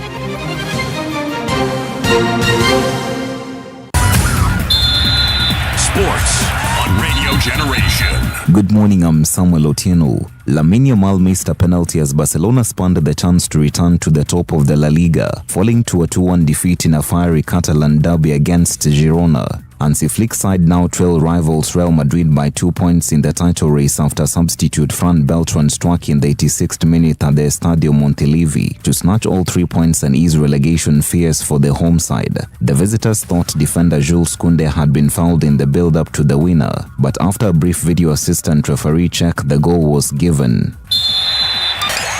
The world tennis number 2 Yannick Sinner enjoyed a comfortable victory in his first match since losing to Novak Djokovic in the Australian Open semi-finals. The Italian claimed a straight-set win over Czech Republic's Thomas Mahach at the Qatar Open in Doha on Monday. Sinner won 6-1, 6-4, wrapping up the first set in 27 minutes, and was then interviewed by former England footballer Rio Ferdinand. Sinner will now face Australia's Alexei Popyrin in the last 16. And that's your sports update on Radio Generation. Good morning, I'm Samuel Otieno. Sports on Radio Generation. The views and opinions expressed on this program are those of the guests and do not necessarily reflect the views of Radio Generation. Radio Generation assumes no responsibility or liability for the interviewee's views. This is Radio Generation. In the beginning, there was morning radio. But now there is Radio Generation's The People's Breakfast, curious and bold, getting facts from the shadows. That's what it is. Now, as the city wakes and secrets stir, a bright new voice shines. The People's Breakfast, your morning, your voice, your journey. Good morning. Good morning, my neighbor. Welcome to the home of hard truths and bold insights, Radio Generation. All right, we're back. 10 minutes past 8 o'clock. This is Radio Generation, the People's Breakfast on 88.8 FM. Mombasa, it's 90.7. And of course, the great county of Garissa, we're on 89.5. In studio, we do have Honorable Gloria Orwoba. Senator, good morning. Good morning. Happy New Year. Happy New Year. Tulisema ni Happy New Year until birthday ya mtu. And until my birthday, May 25th. May 25th? Shambiwa na mapema. Umeniacha na siku ishio? Yes, mine so is we are birthday mates. Actually, mimi nimekuacha na well, mine 23rd yako ni 25th. So many Peter. Right? Yes. The point is tuko na difference ya siku mbili. But nice to see you again. Yeah. I've been curious, and perhaps you've been asked this question a million times, but I'll ask it anyway. But Paul, before you ask, yes, why don't I ask the Mheshimiwa to interpret? As a matter of fact, why don't you start with your question? Yes, why don't I ask Mheshimiwa to interpret this particular proverb that comes from the Gambia? Okay. If you stir up water in the pond, you will bring up the pond.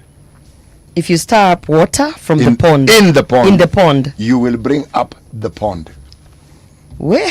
For the first time, I just want to be honest, I don't know. Hiyo nitahitaji usaidizi. It's like you can just think of it literally. Ukikoroga unaona tu. I was going to say like if you muddy the waters then yes. So I'm telling you it's something you know. Okay. Now you wanted to take the high road philosophy. I was trying to think, you know the way you're like here yenyewe sijui. Hii pond inaaminisha nini? Na hapana. Umechafua maji. If you muddy the waters, you know what to expect. So umechafua maji. Yeah. That's exactly that. Okay. You're very much right. On to my question. The last time you were here ulituambia venye utaenda kule Senate ufanye vitu tutajua kulikuwa na kesi ukashinda, but sikuonangi Senate. So you know they've disregarded the law. Yeah. So you know there's nothing you can do. Literally it is like this is how Gen Z were feeling during that finance bill. Like when there's nothing you can do, you start thinking, okay, what can we do? Maybe let's go and storm into parliament. I went already and stormed into parliament. I remember you were kicked out. You were arrested. Juju. Yes. So I was denied access. I won the case. So there's nothing else to win. I won the case. Yeah. There's literally like there's nothing else now you can do. You can't now apply a new case. I won the case. I was reinstated. Okay. So do you receive a salary? No. And in fact, there are arrears of mine that were because the clerk of the Senate stopped my salary illegally way before I was removed. So, and there's some, I never used to claim my benefits every other week or something. So I have even pending benefits. Yeah. But yeah, this is the government of, I always say, thugs, murderers, crooks. This is a government that you are in. This is the government I was in, and by the time I opened my eyes to realize that I don't fit in, I was the square peg in a round hole. Yeah. Yeah. You have to be a thief, a murderer, a crook, some sort of stray creature for you to fit in. A rapist. You've seen that guy Chebochok with the UDA uniform in State House, and we have watched how many videos of him during the Kericho sex for work scandal that was exposed by BBC. He tried to vie. I mean, still they welcomed him and they gave him, and they think that he can be a leader for the people of Kericho. So that's why I'm saying, in this government, for you to fit in, you must pick which one you are. Are you a murderer? Are you a thief? Are you a rapist? Are you a crook? Are you a child abuser? And you pick one, and I didn't fit in any of it. So clearly. So you haven't been paid for how long now?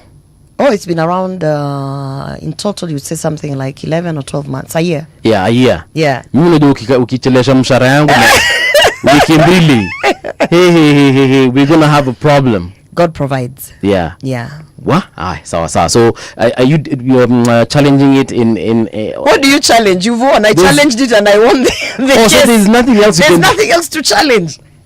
That's a strange place to be. Yes, that's where our country is. We're in a place where the people running the show have complete disregard to the constitution and to the law. Yeah. And we have seen a lot of court orders. And this is the one thing that we said when the Kenya Kwanza administration, when we were, looking for these votes, we kept on saying that, the Uhuru Kenyatta administration has defied a lot of court orders, and we are not going to be those people who don't respect the courts. No, forget it. That's out the window. Yeah. So there's nothing else to do. I mean, maybe you guys can advise me. What do you think I can do? There's plenty. What brought you to the attention of this particular government, or the things that you were doing? It's not as though you are doing nothing and you are sitting somewhere commenting on X space and social media. No, you were doing something. Yeah, absolutely. And you had an idea. Yeah. You ask me what you should do. Go back to factory settings. I have never left the things that I did before. Good, escalate them. Yeah. So I've been, in fact, it was almost like, okay, so now we have a full-time, that had become my side hustle. Now it became a full-time hustle. And I think that's one of the things that maybe also sets the politicians aside.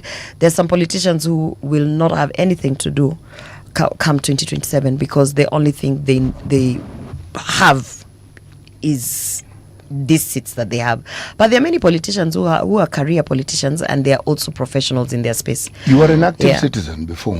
I'm an active citizen now. Then you became a senator. Exactly. Now, being a senator simply gave you a louder voice, gave you a megaphone. Yes. And people got to know you, your visibility increased. Yes. And those positions give you a little more authority than you had before. But now, a former senator as an active citizen is a very different kettle of fish. City, I'll say, it took me a while to settle in, but I'm liking it. And I'm now in the United Opposition. I've been there for a while. With which party, if I may ask? I am with the Gloria Orwoba party for now. Which is And, why That's a very smart answer. No, because I also don't want to jump too quick. And very soon you will see that I will declare the Okay. party that I am going to be in. But I want to say this. I am happy. I don't know whether you can't see that I'm glowing. no, you look happy and you look content. But let me say this, Senator. Don't forget what got you to the attention of this particular government. Yes. When you are in the position you are in, this is, now I'm being prescriptive. Allow me to be prescriptive. Okay. Don't jump to join a party. Just do whatever it is that you are doing. The people who you serve will give you directions. Absolutely. They will give you the nod and say, look, why don't you do this? Here's CT giving a politician political advice. Yes. No. By the way, Yeah. mganga jigangi. Kweli. So sometimes you actually have to step out of your space and get someone else to tell you, what do you think about this? And I totally agree with you. The one thing that I think I have, I kept on telling even my colleagues in Senate is that you should be your own person. So that no matter what happens, you can be able to weather the storm. Yeah. And what you'll see now that's happening to most of the people that I left in Senate is that they are struggling to, keep their heads above the water. Yeah, because most of them didn't really have purpose. They didn't really have a personal brand. They really never sold anything to the people of Kenya. And they were there by virtue of how they got there. And they didn't realize that now you need to do something with that position. And by the time everything is unfolding, I think you can see that is now the confusion that is happening. It's happening in all the political parties, at least all the older political parties, not the newly established ones that have, just come in like in the united opposition. But it's interesting time, CT. I would say about 10 months ago, I had so much anger on some of the people that I worked with who colluded to make sure that things went the way they were. And I had some, I don't know what you call it, it's like an epiphany. All right, I can't describe it. About 2 weeks ago, and it was like, Oprah says it's your aha moment. And that aha moment for me was a phone call that I got, and I was like, okay, it was 10 months. But now I'm happy to be in this position now, because I don't have to justify to the people of Kenya about who I am. They have seen who I am. They have seen me persistently fight through a lot of BS, to be honest. Yeah. The other day I saw LSK coming out to do a press conference about sexual harassment in the workplaces. Sometimes you watch this news and you're like, oh, mumefikiwa, hata nyinyi kwa hiyo industry mumefikiwa. Now it is paining you as lawyers. When I was up in arms telling you this thing is happening from the executive to parliament, you guys thought I'm crazy. So, and the worst thing about it is when you let when we are having a culture where something wrong, something completely horrible happens, and we let it go. And then it breeds across all other places. And by the time we realize for sure this is a whole situation, it's too late. It's too late. You're already having Chebochok in State House taking photos as an aspirant. One of the things that I think sometimes one fails to see, and this is now the hidden nature of our politics. When you get involved with having a certain position, you're a senator, you're a member of parliament, you're an MCA, that life can easily overtake everything else that you have done, and you can actually lose the direction that brought you there. Yeah. And CT, it's not just about the professional part of it. No. What happens when you get sworn in, there is so much that is bombarded on you, including your whole lifestyle. You find you even used to have a gym you were okay going with, but suddenly you stop going to that gym because now you must go to the parliament gym.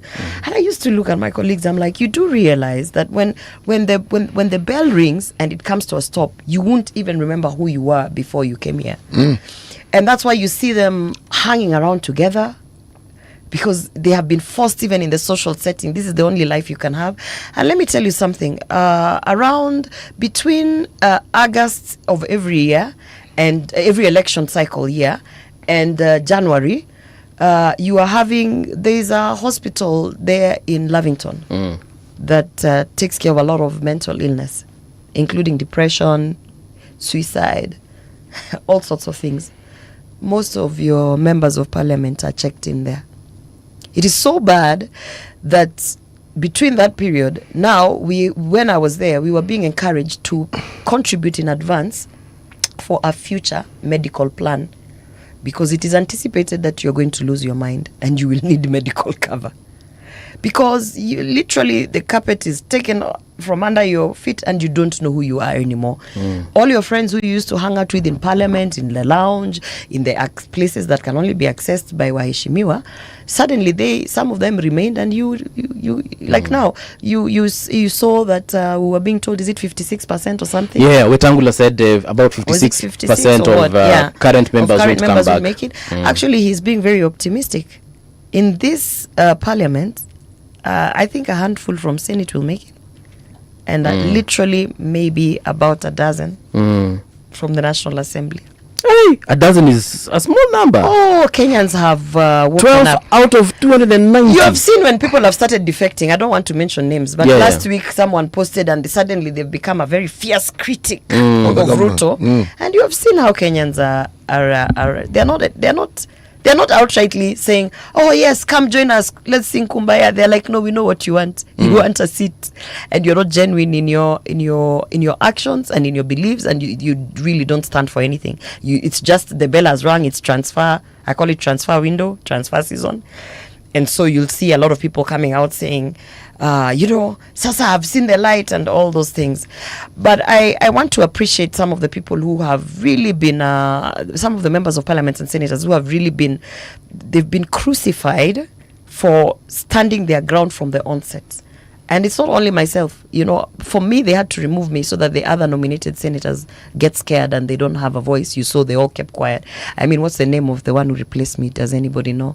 You understand? So, but for the members of parliament, some of them, they are very, they've really been punished. You might not know it. Some of them, even their CDF money is delayed. You're just punished in ways that you cannot go complaining to the public. So, but they've really stood their ground. Yeah. And it's payday. It's payday season.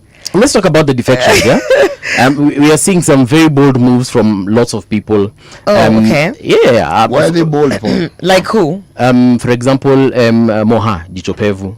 Moha has forever been the dissenting voice. Yes. It's just that you know what happened, in fact, during the impeachment. Moha, he was harassed. Because he refused to impeach Gachagua. DPS. Yeah. And that's why I want to go back as an elected member, because then I have some level of control with my vote, if at all I have to vote. But he did refuse, and he was met with a lot of aggression. Inflated KRA bills. Oh, it was bad. It is just that he cannot come out to tell you. Yes. But he has really suffered in the hands of this same government. And then, he had an accident during the, I think, Yala Games, when they were in Sudan or somewhere. Okay. So he was bedridden, I think, for about 4 months. Moha? Yes. Nyali MP? Yeah, there's something wrong with his leg when he went for I'm sports. not aware. Yeah. Okay. So also that moment when he was down, yes, I'm not, because he's the commissioner. Yes. Okay. So he's gone through. It's just that some of those things, but he has been very consistent in his stand. And not only from the impeachment, from way before the impeachment. Yes. In fact, at one point they wanted to remove him as a commissioner from Parliamentary Service Commission. Yeah, because he was not serving Ruto. Okay. Yeah. I mean, what has, like, now that we are mentioning him, what was his issue at the time? No, if I recall very well, in the Kenya Kwanza group, we had people who were not afraid of Ruto. And we would tell him, we would really tell him. To his face. Yes. We would tell him. This thing is paining here. This thing is, Kenyans are saying this. Diaspora jobs is a scam. All these things we would tell him. Moha was one of them. He has always had that voice. Yes. I'm just happy now that he has come out. And I think he should have come out early, The problem is, I think that accident with his leg because alikuwa he was bedridden for like 4 months. Okay. Yeah. I'm actually not. There's even a time he disappeared. He was completely, and then they were really harassing him and all But that. has he actually defected? He has. Well, for example, he was with DCP in Zimmerman. Yeah. But look, You mean defecting in what sense? has he left UDA? He cannot denounce the party right now because that would mean he will lose his seat. There was a time Senator Sifuna was in a church with Gachagua. Did he defect? No. Okay. Okay. Do you see where I'm going with what I'm saying? Being seen with someone, must it mean what we say or we think it means? I think, City, what you're expecting for these folks to see is I am no longer in UDA, and today henceforth I am in DCP, because the moment they say that, Kitty P naenda. No, you can't be expelled. You can be expelled from the you can't be expelled. Let me give you a statement. Yes. You were nominated. Yes. That's what makes the difference. But no, because the rules actually are the same. The rules are the same. Can I tell you, Tom Ojenda, you remember the first four ODM MPs that went to State House? Way earlier, before even Raila himself went to State House. Akina, what's the comedian called? Yeah, Jalango, Tom Ojenda. They are surviving on court orders. They have court orders to stop their expulsion from their parties. Yes, they actually are servicing. Let me not say servicing, but they are surviving. There's a point I'm getting at. When I say they cannot expel you, it's not that you can't be expelled from the political party. Your expulsion from a political party is a process. It's not somebody standing up and announcing and saying, "Maze wewe umeenda." According to the constitution, it's a process. Yes. But this current regime doesn't follow the constitution. No, they do not. Yes. So especially, look, we are seeing a problem in ODM right now. Okay? Their process is in ODM's own constitution, not anybody else's. And the following of what they have documented is what is being questioned. That's why I'm saying, in theory, you can say they cannot be expelled. Vitu kwa ground is that Ruto will make one phone call and you will not access parliament. Actually, I remember there was a and that one phone call, you know, when you have captured even the Parliamentary Service Commission, all independent institutions, you have captured to some extent IEBC. That's why we are looking at them, hoping that they become independent. ORPP. Azimio made changes to the party leadership, and to date it has never been gazetted because you have captured the government gazette. Yes. So you can say all sorts of theory, but Ruto will pick up a phone call and literally tell your mother not to feed you. You know what I find strange is this, huh? And your mother won't feed you. And your mother will think twice about feeding you. Maybe you can help me understand this. The things that are done, let's start with the attack of the church in Nyeri. Oh yeah, I was there several Sundays ago. Okay, how does the government benefit from such an attack? I want to say authoritatively, and because also I was there, and because also I have worked with these people, and particularly the ones that were involved. That is Mheshimiwa Betty Maina, as it is alleged, and the husband Wamumbi. I want to tell you that the president has lost control of his foot soldiers. Yani, you want to tell me there is someone who can... I am telling you when you breed a culture where you encourage your foot soldiers to get away with murder, it will be very difficult when they literally go the full mile and you think, okay, this is way out of control. How do you bring them back into control? This is a situation where you have allowed your foot soldiers, and by foot soldiers I'm talking about what you call your blue-eyed MPs and senators and PSs. Some PSs are walking around here, they've never had any job, but they are running the shows.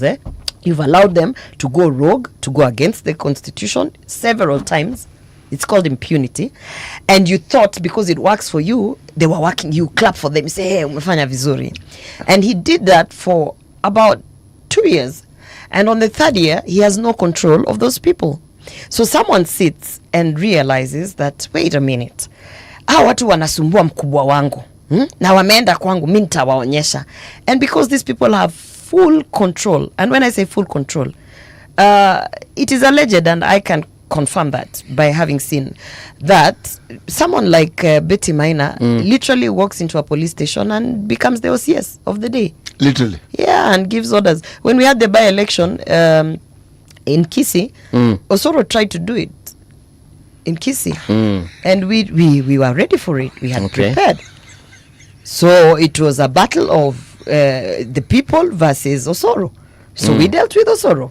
Just get into a police station and back orders and they're followed. And you know, they give such instructions that the people sitting there are they feel pressed. If I don't do this, I'll lose my job. I'll lose my job. And we have seen allegations, and this is not me saying them because you can't sue me for saying allegations. Those who are listening, we have seen allegations that the police, the National Police Service is now controlled from Nandi by a cartel. I was reading it in a newspaper at some point. I have seen people saying, when you say control, what did you read? It means that we have completely disregarded the protocols that we have within that institution. For instance, sometimes something happens and the IG is not aware. Kabisa. And it's a thing that should include, when we were being attacked in the church, I want you to tell me where the IG and his deputy were. Were they in the country? Go and do some research. You'll find, I'm not claiming, but go and do some research, because word has it. To your knowledge, were they in the country? Word has it that they walikuwa wametumwa some capacity building function. No, me, I'm not a police officer. I can't confirm. That's why I said to your knowledge. But were they in the country? In my very limited knowledge, they were not in the country. Okay. And a situation where you see a police vehicle, because that is a police vehicle that was there, complete with tear gas canisters, guns. We were being shot at. We were inside the church where we were being shot at. We had to barricade Gachagua. And this is where now when someone tells you, I will take a bullet for you, believe them. Because we were barricading Gachagua so that in case there's any stray bullet, you know. It's impate. Some stray bullets can be aimed. Yeah. I mean, they can be purposed to stray. The intent on that day really was to injure or kill and kill one of us. And there was a whole discussion about my dress code, and that discussion really borders around when we found out that we have been targeted, specifically the members of parliament, the key people who are working with these principles. It is at that point that I decided, mimi ni mtu wa mtaa. I'm also a street person. Hamta nimaliza tu hivi without trying. At one point I had the uniform of the choir. You know, those who are doing TikTok videos, I'm sure there's a video out there somewhere. When we walked through the back door to jump over the fence so that we can escape a church where we were being shot at and being thrown tear gas, we were being informed that they have marked us even as we walk out. And in fact, at that point, when we were walking out, I removed the choir uniform. I remained with my dress. You can even see me jumping over the fence with my white dress. And a few hundreds, maybe not hundreds, a few meters down the road, because when they realized we had left the church, they actually started advancing to us. So it was not a situation of tumewatoa kwa kanisa, wacha tuende sasa, this is okay. They were targeting us. And at that point, even it was the women, the local women, who were saying, if hii ndio hii kitu ishe, waache kutufuata, you know, wewe umemakiwa, is there a way you can disguise yourself, as we are literally running away from the place. Lucky for me, even now, if Noma ikitokea, I have campaigned in Kisii. Tulikuwa tunachomewa ndani ya gari. We know how to survive. So I had my tights and my top inside. I removed the dress. As we were walking, someone gives me a kitambaa. Someone gives me, you know, these are things that happen. To camouflage yourself. To camouflage myself. So it was me, Cleophas, and the MPs that were there, Ngongoyo, Gachagua, and it was very clear they needed to damage someone. But word on the streets, because I told you I'm also from the streets, is that the president was not even aware. He was not aware. This was, and I know I was targeted by Betty Maina, because she keeps telling her boss, we'll deal with her. You know, when you can't control your fanatics. So, at the end of the day, by the time he was being word on the streets, and this is completely, take this as a rumor, by the time he realized what was happening, he was very upset, because, you know, he had visited the sister church a week before. given them money. He's trying to appease these people, tell them I'm the same person who you voted for, and then your idiot fanatic reverse that particular they take away the progress. gains. And if you think I'm lying, I want you to send me a picture of Betty Maina and Wamumbi in State House since that incident. Let me they were ask you. banned from State House. It's a situation where your boss thinks, how dumb can you be to do such a thing? Let me ask you, have you had the chance to ask these two people, Betty and the husband? Where will I find them? I have no business with on these two phone, people. WhatsApp, SMS, No, something? I cannot. If you are planning to, for instance, one of the things that was clear was that for the women who are there, and on that particular Sunday I was the only woman, they had actually planned for us to be attacked and gang raped. Yeah. And you need to go and read the history of these two individuals so that you know that what I'm saying is not very far from the capabilities. I'm tempted to ask what history. I don't know. I just treat everything I tell you as a rumor. And it is probably non-factual so that they can, you know. But I will say this. The president has lost control of his foot soldiers. Foot soldiers are out here running rampant, panicking because time is up and they have nothing to show the people of Kenya what they have done. So, in essence, there is a need, an internal need to sort of, you know, you're trying to stop that diarrhea that's already out. And so you're very desperate. You know, Senator, if that day, let's just say that someone had succeeded. It is laughing because he has tried to stop diarrhea. Diarrhea. And he knows it's next to him. And it's out. Paul, sorry. Yeah, no, it's okay. I was giving you time to catch your breath. You know, if someone had succeeded, God forbid, to take the life of Honorable Rigathi Gachagua, in your opinion, tungekuwa tunaelekea direction gani kama country? It would be bad. It would be bad, and it would be bad. And don't you think the people that we are blaming for that, don't you think they also know it? No, you people don't understand. I have sat in several forums and told you some of the people, and I don't want to put a percentage, but I would put it at 90. The people around the president are actually very stupid. They're just stupid people. Like, you sit with them and you're like, this is a very stupid person. But they made it. They got elected and the president likes them. And so now they're in power. That is why you sometimes you hear comments from people and you're like, wait, you know, make it make sense. And so it's very unfortunate. By the way, it's very unfortunate. And if you are a person with some form of dignity and direction in life, it's very frustrating to be in there. That's why, City, I was asking you, can you see how I'm glowing? Let me tell you something, Senator. Forget glowing. You are reflecting. You know, when I'm now sitting with people who make sense. You know, because sometimes I would say something that is so basic. I will tell you, for instance, when immediately after we impeached Gachagua, I say we because I was part of that process. You know, I take ownership of my mistakes and things. Immediately after we impeached Gachagua, in those WhatsApp group platforms, it is like we were obsessed. And when I say we, I'm talking about all these people who would come. Ona Kenya me post, Ona Kenya me fanya. And I'm like, guys, you have removed him from the office. What more do you want to do to these guys? I used to tell them, and you know, my Nini, that group, when my phone, something happened, I think they were trying to hack me and everything disappeared. But if you get an MP from Kenya Kwanza, tell them to show you. I used to tell them, we have impeached this guy. He's out of the office.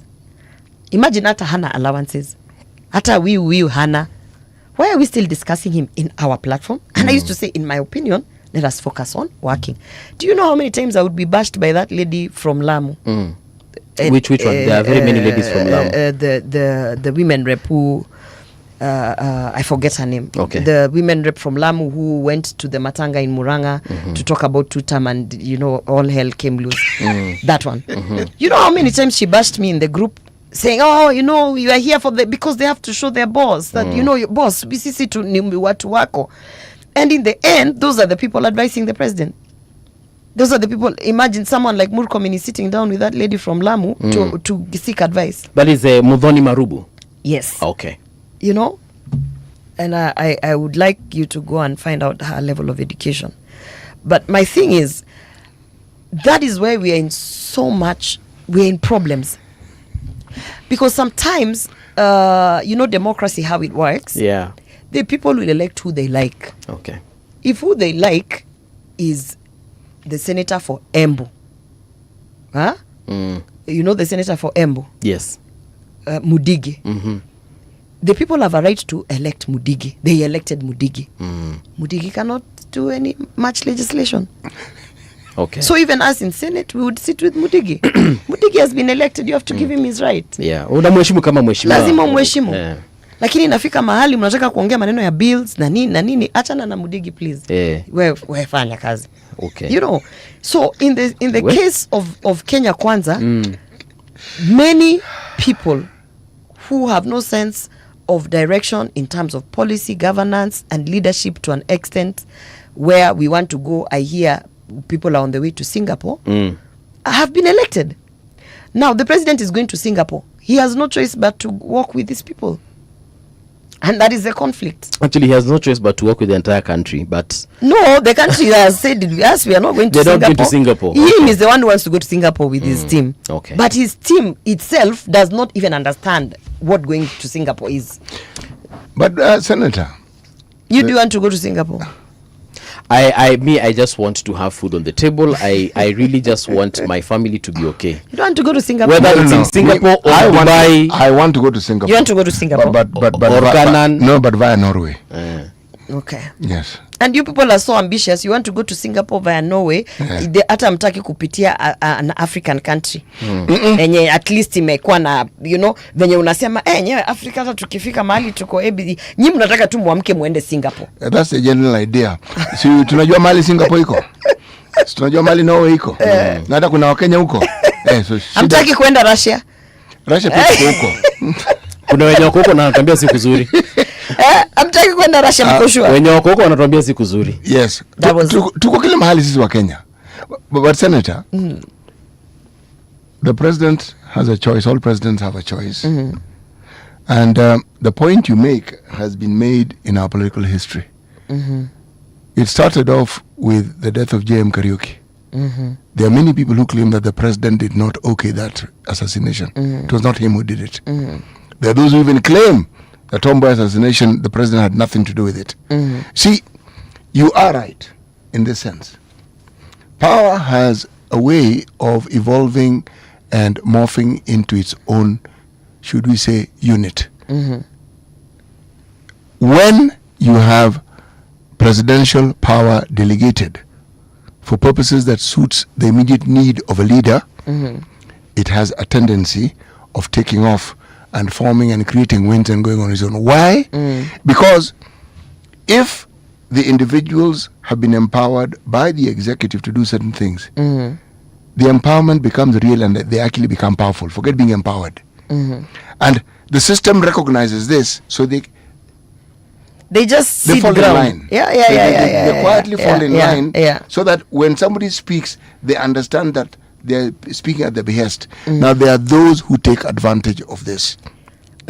Now the problem, this is the monster of impunity, and this is what happens when it has been unleashed. And you're right, reining it in becomes difficult. Becomes a problem. Like now, look, and by the way, while I am highlighting Mwamumbi and what is the name of that one, Betty, while I'm highlighting what they did, it doesn't matter because the buck stops with the president.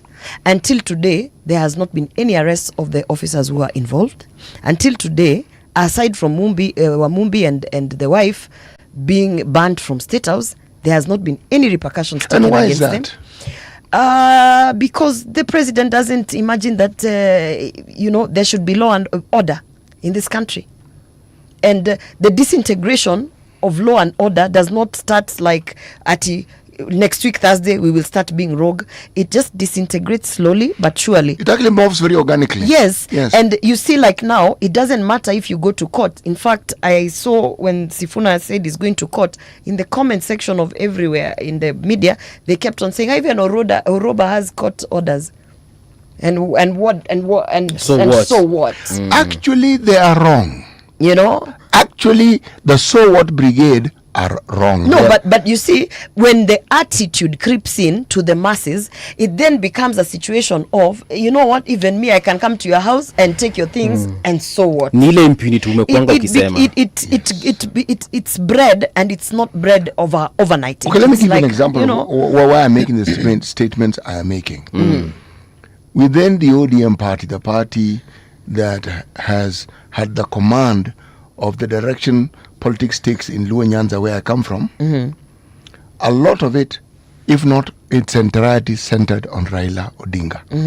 There are people who, if it wasn't for Raila's say-so, would never have seen parliament. Obviously. With Raila not being there, now they will definitely not see parliament. For sure. They will most certainly not see parliament or the political positions they had. And that is if the people who were genuinely popular were never given the chance. For whatever reason. For whatever reason. Impunity has an end date. It has an expiry. It has an expiry date. You may not think so. Because in its wake, it leaves such havoc that people will be quiet. You would wish they would speak, because then you would know what they're thinking. That is what is happening now. Yes. That's what's happening now. So when now. people are quiet and they seem to acquiesce what you're saying, you assume they are with you. It's a wrong assumption. City, this thing I said about being quiet. The last show I did, which is a while back, I said, where are the women leaders? And it was like, yeah, by the way, they're quiet. Only this morning I've seen Shole going to do a show. They just went quiet. Do you know the next time they resurface, Omanga is trying to go to DCP? Wanakunyamazia, wanakuja State House, wanachukua pesa, kuambia, oh boss, vitu ziko sawa, 2 term. Then you wake up and you see someone in a rural show desperately trying to shake Gachagwa's hand. Then you're in shock. And then you start looking at the people around her. I'm told the people around her, that squad, they are all seeking an appointment with Gachagua. That I can verify. You have a governor of Nakuru who has looked left and right, and including in her house where the husband is working with government. And she has realized she is completely done. She's looking for Gachagua. So, and those people are not talking to Ruto. They are not. Because when you were telling him anything, anakasirika. Mesema mwachane nayo maneno. Oh, boss, unajua Alfred Mutua anakono watu, anachukua pesa ya watu, hawapeleki nje, nasikia watu wanapotea Russia. Wewe, you need to learn how to work with people. Wewe kazi yako ni kupigana na watu. Russia has exploded. Alfred Mutua chini ya nyasi. I said it, I sang it. Oh, boss, unajua, you know, when the people were talking to you, the few were talking to you, you reprimanded them. Oh, he reprimanded me. And they kept quiet. Yeah, me, I was persistent because, you know, it's very difficult to shut me up. But in the end, they said, sasa huyu kama nyamazi tumtoe. You know, I spoke about so many things. This thing of money for pads was stolen, squandered. Now nobody's even talking about it. They are not even Parliament was told, don't try to bring that story. Yeah, wachania na hiyo maneno. There are enough scandals. We are not going to add periods on top of it. So, at the end of it, it's quiet. Until it explodes. One day, someone is in a Rorashio desperate for Gachagwa's handshake. Someone in your innermost circle. You know, even mine, at least you could see me starting to get uncomfortable. There was like a gradual, because I would speak, I would come to studio, I would say, I don't know what my boss, and then at one point, you know, you could actually you could anticipate it. But now you have people who are sitting there loyal to the core, you think, texting me, tutafutie appointment na Matiangi. Uko Kisii, Osoro amenyamaza, ameingia chini ya nyasi. Because now it's survival. Osoro amekutext? Amenyamaza. Okay. Ameacha kutukana Matiangi. Ameacha kunitukana. Ameachana na sisi. Because pesa imeacha kukuja. Brokers wamekuwa wengi. You know, we had Onyonka here. I love that man, and I love the way he speaks. Mbuvi asked him, you have said in the past that if Matiangi asks you will drop the party. He said immediately. Yeah. Yeah. And he continued and said, all politics is local. All politics is local. Yes. And so for those who understand it, now this is what we are calling transfer window. transfer window. But the worst thing about it is there are people who, you know, they don't care about the people. They are just seeking to survive and stay in parliament so they can keep going to the gym parliament and the gym lounge. So, and that's where Kenyans really need to be very, Kenyans need to start looking at individuals vis-a-vis the party. What does this person stand for? But Senator, on that note, exactly. Yeah. These politicians, the entire lot of them. Really? The entire lot? No, I'm asking the question and I'm lumping all of them. Okay. All in my question. Which one of these politicians who purport to be in positions of leadership, and some actually are, actually have a plan to alleviate the poverty of this country and to increase the economic might of this country and to ensure that the citizenry actually get what is due to them? Which of these leaders? Which one? I want you to tell me the ones you know. In terms of, because now we are talking about more than 300 no mimi naongea hao watu ambao ni viongozi wa vyama. Yes, now if there are others who are not there, mention. I would personally, now that I've interacted and now that I know the opposition leaders to what they stand for and on a personal level, and when I'm talking about the opposition leaders, I'm talking about all of them, I can vouch for them. The intent might not be from the same place. Okay, so I'm trying to say this. Someone like me, if you come and talk to me about Ruto, I can't. I sincerely can't. You know what I mean? Mine is personal.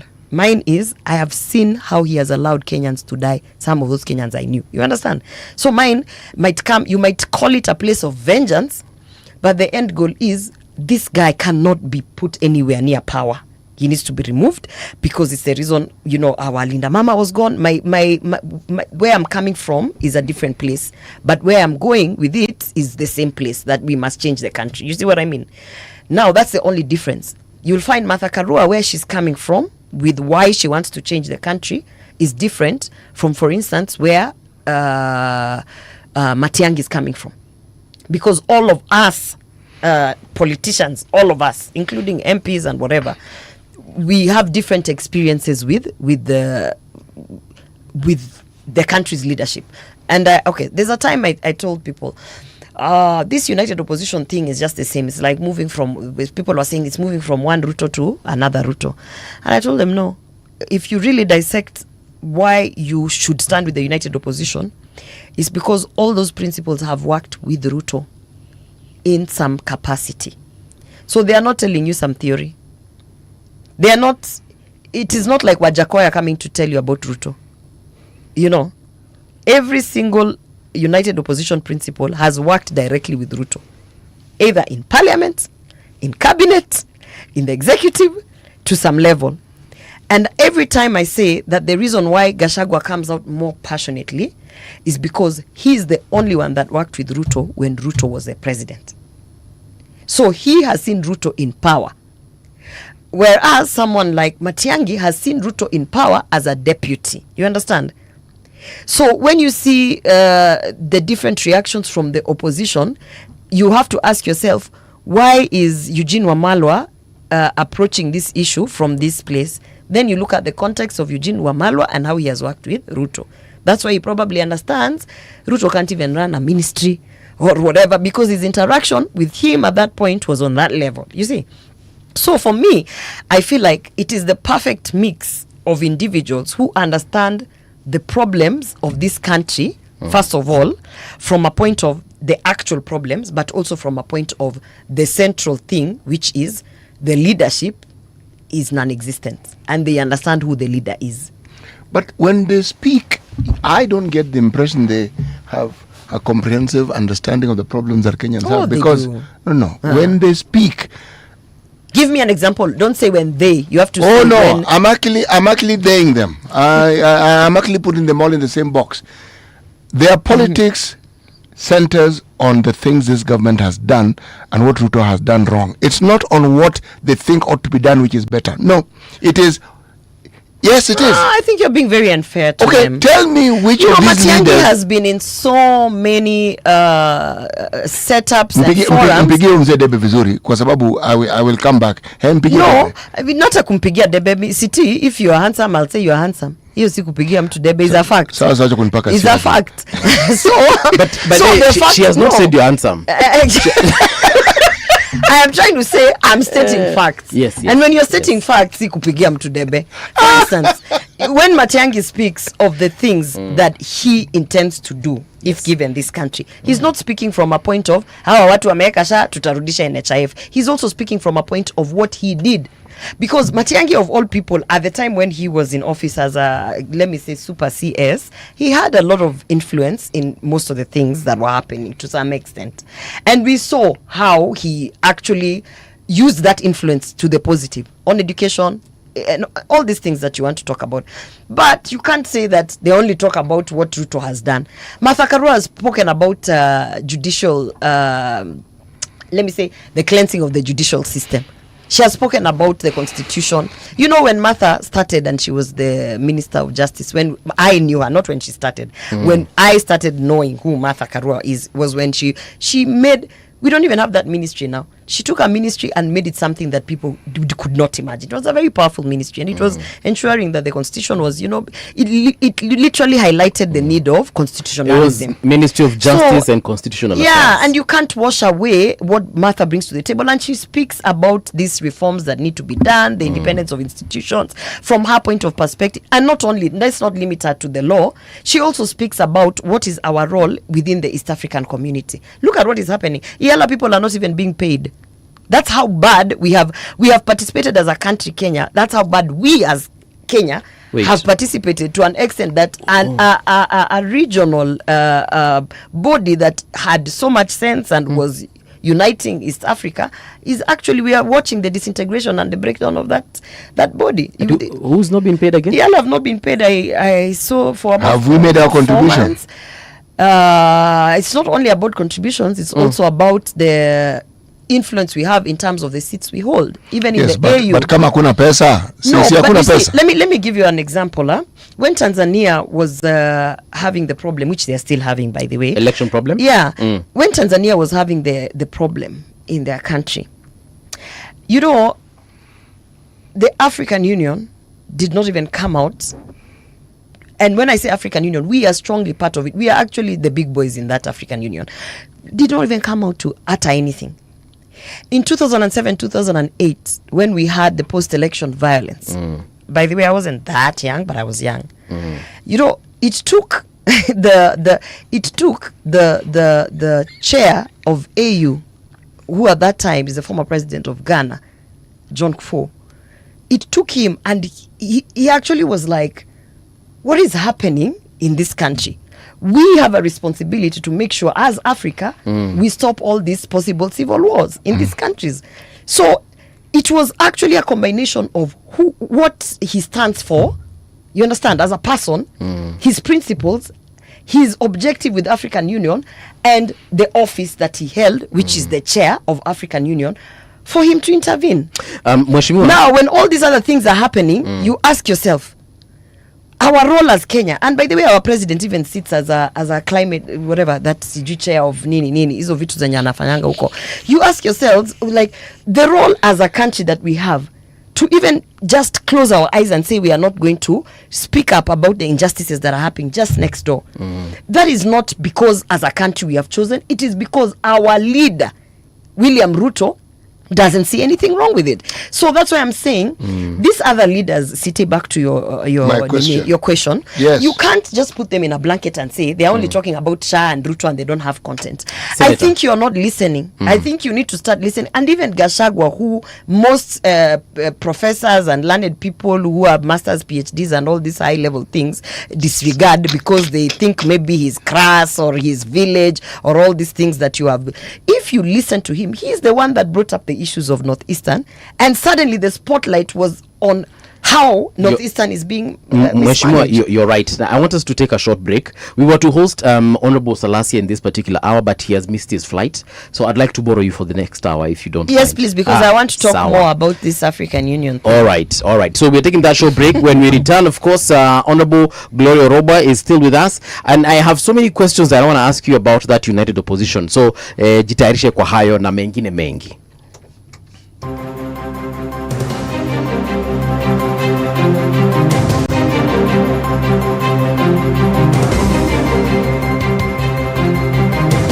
This is the Radio Generation News. Good morning, I'm Winnie Maganga. The Kenya Meteorological Department has released a newly weekly forecast warning that some parts of the country will continue to see rain, while other areas may experience hot and dry conditions. Covering the period from February 17th to 23rd, the report highlights counties likely to receive rainfall, areas expected to receive highly daytime heat, and regions where nighttime temperatures could fall sharply. Rainfall is expected to persist in western and central Kenya, including Nairobi and across the Lake Victoria Basin and Rift Valley, while northern counties are likely to remain dry. Kenya and Egypt are moving to turn their strategic and comprehensive partnership into practical results following high-level talks in Nairobi. The discussions build on the January 2025 summit between President William Ruto and President Abdel Fattah el-Sisi, and aim to expand trade, investment and regional cooperation. The consultations brought together Kenya's Prime Cabinet Secretary and Cabinet Secretary for Foreign and Diaspora Affairs Musalia Mudavadi and Egypt's Foreign Minister Bader Abdelati. Investment, about trade, about removing all impediments which is hindering the flow of trade and investment between the two great nations. We spoke also in details today about cooperation in the field of integrated water resources management, particularly in dam projects and the expansion of irrigation, potable water and drainage network, as well as harvest dams. Government spokesperson Isaac McOure has spoken out after a Russian man went viral for allegedly sharing videos of Kenyan women he claimed to have slept with. McOure condemned the man for exploiting the women and violating their privacy by posting the videos without consent. He also urged Kenyans to value themselves, saying women should not assume that every white person is automatically wealthy. Na nikirejelea mambo ya wamama na hata na kadhalika, tumeona watu wengine, na tunataka kukashifu kama serikali tabia mbaya ya yule mtu tuliyemuona, yule Mrusi akisumbua wamama wetu hapa. Hilo sio jambo ambalo ni nzuri hata kidogo, lakini tujipende sisi, tujipende kama Waafrika. Usione tu ngozi nyeupe unafikiri kwamba wewe umeenda kutajirika. Hiyo ni aibu kubwa sana. Nasema hivi kama msemaji wa serikali na Mudhongo wa Ruiru. Tuache haya maneno ya kuwa kwamba tukiona tu ngozi nyeupe hivi tunakimbia huku. Tujienzi kama Waafrika. 2 Kenyan men wanted in the United States over cybercrime charges have asked a Nairobi court not to hold them as they face extradition. Peter Omari and Francis Osanyo say their constitutional rights have been violated and that there are no strong reasons to keep them in custody. The two are accused in the US of planning computer hacks, committing online fraud, and stealing identities. The charges come from a US federal court in Virginia, where an arrest warrant was issued in November 2023. Donald Trump said he will be indirectly involved in the talks between Iran and the United States, which are due to begin in Geneva later today. Speaking to reporters aboard Air Force One, the US president added that he believed Iran wanted to make a deal over its nuclear program, the second round of talks in Switzerland following repeated military threats against Israel over the country's deadly crackdown on anti-government protest and the ongoing dispute over its nuclear program. And that's the truth on Radio Generation. Good morning, I'm Winnie Maganga. Traffic on Radio Generation. This is Radio Generation. Traffic.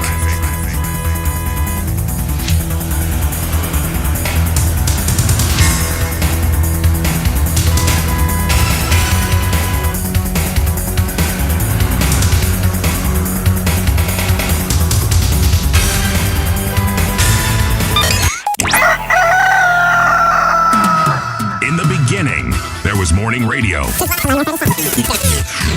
But now there is Radio Generations, the people's breakfast. Curious and bold, getting facts from the shadows. That's what it is. Now, as the city wakes and secrets stir, a bright new voice shines. The people's breakfast.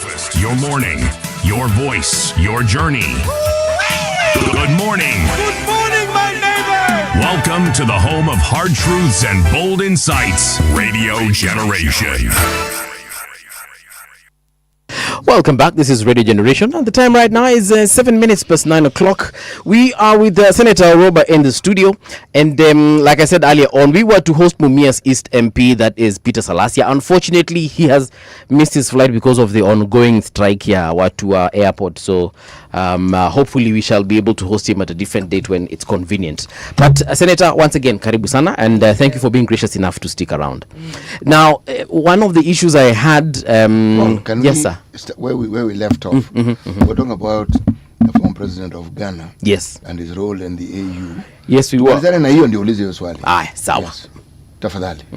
No, I was just saying, when you have leaders who actually believe in what they're doing and they have clear purpose, then you can see the institution responding to good leadership. And I was trying to tell CT, the problem is that as Kenyans, and including as Kenyan leadership, you know, this problem we're having in Kenya is not limited to Kenya. Unfortunately or fortunately, our president is also he has also taken up leadership positions within the regional institutions. And so this bad manners that we have in Kenya has been scaled out to the regional institutions and including the African Union.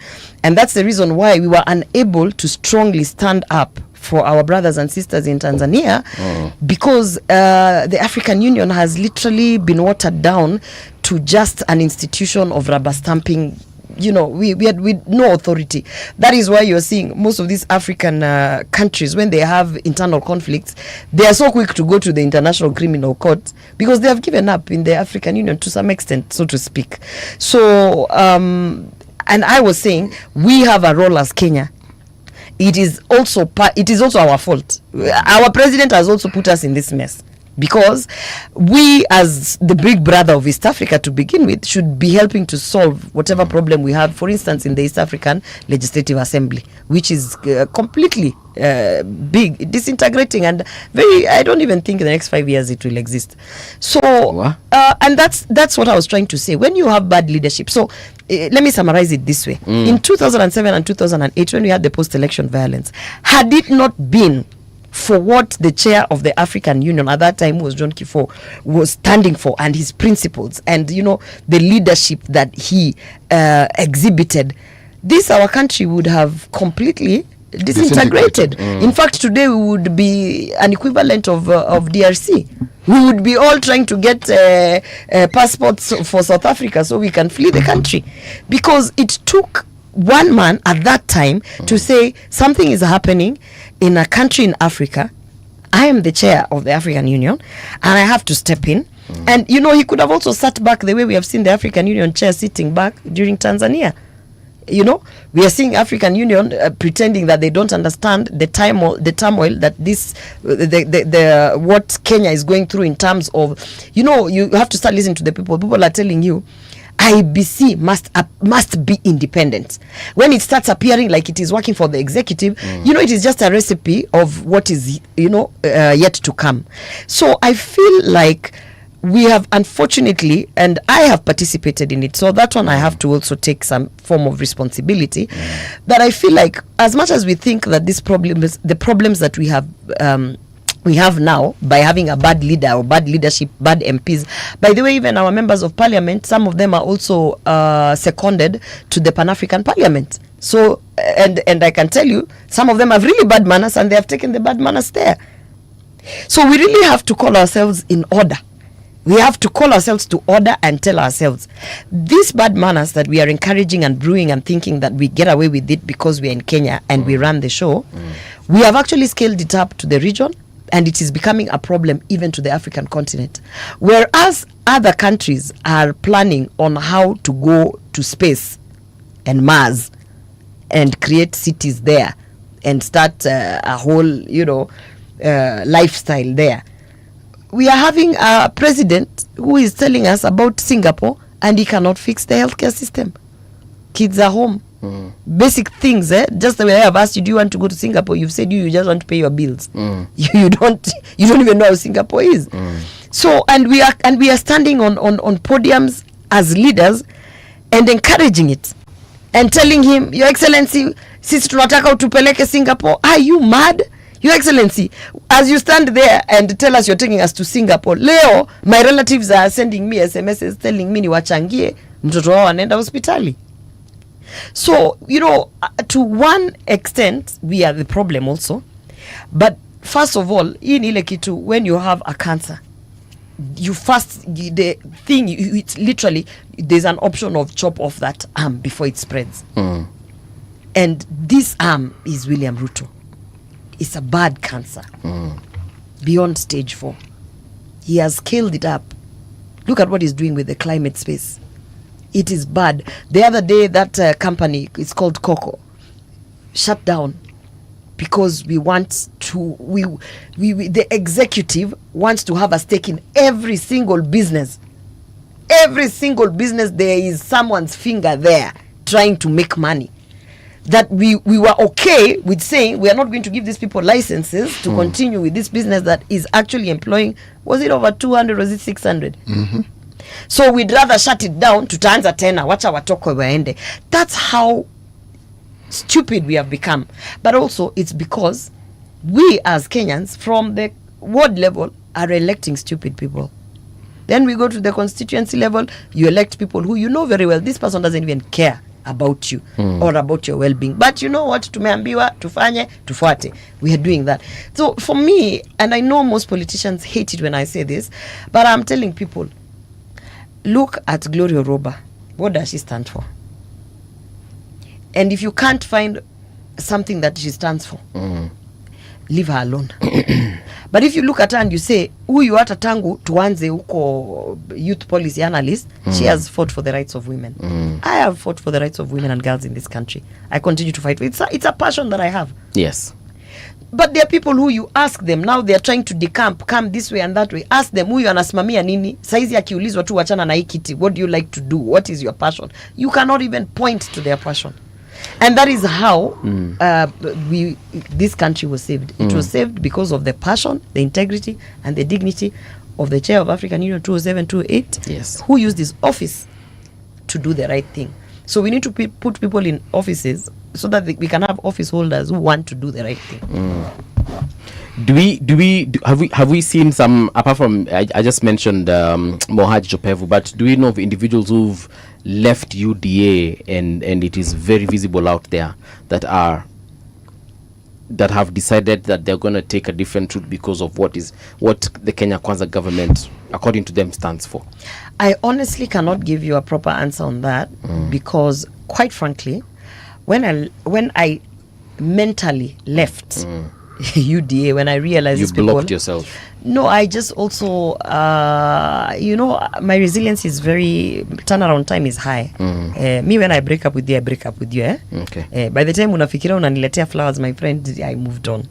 So I can't tell you that I've been following on what UDA people have been doing, and quite frankly, I want to say this with authority. The ones that were there and you could see they're trying to be sane enough to tell the president you're going wrong, and they would try in their ways. They're cowards. They're cowards. Because if there was at least 15 of me, I would still be in Senate and the president would not be doing the shenanigans he's doing. So I don't want to talk about UDA MPs because they are cowards. Real cowards. Let's talk about ODM then. What do you think is happening there? Because we are seeing this Linda Ground versus Linda, is it Mwananchi? ODM was buried on that Sunday when we buried Baba. There's no ODM.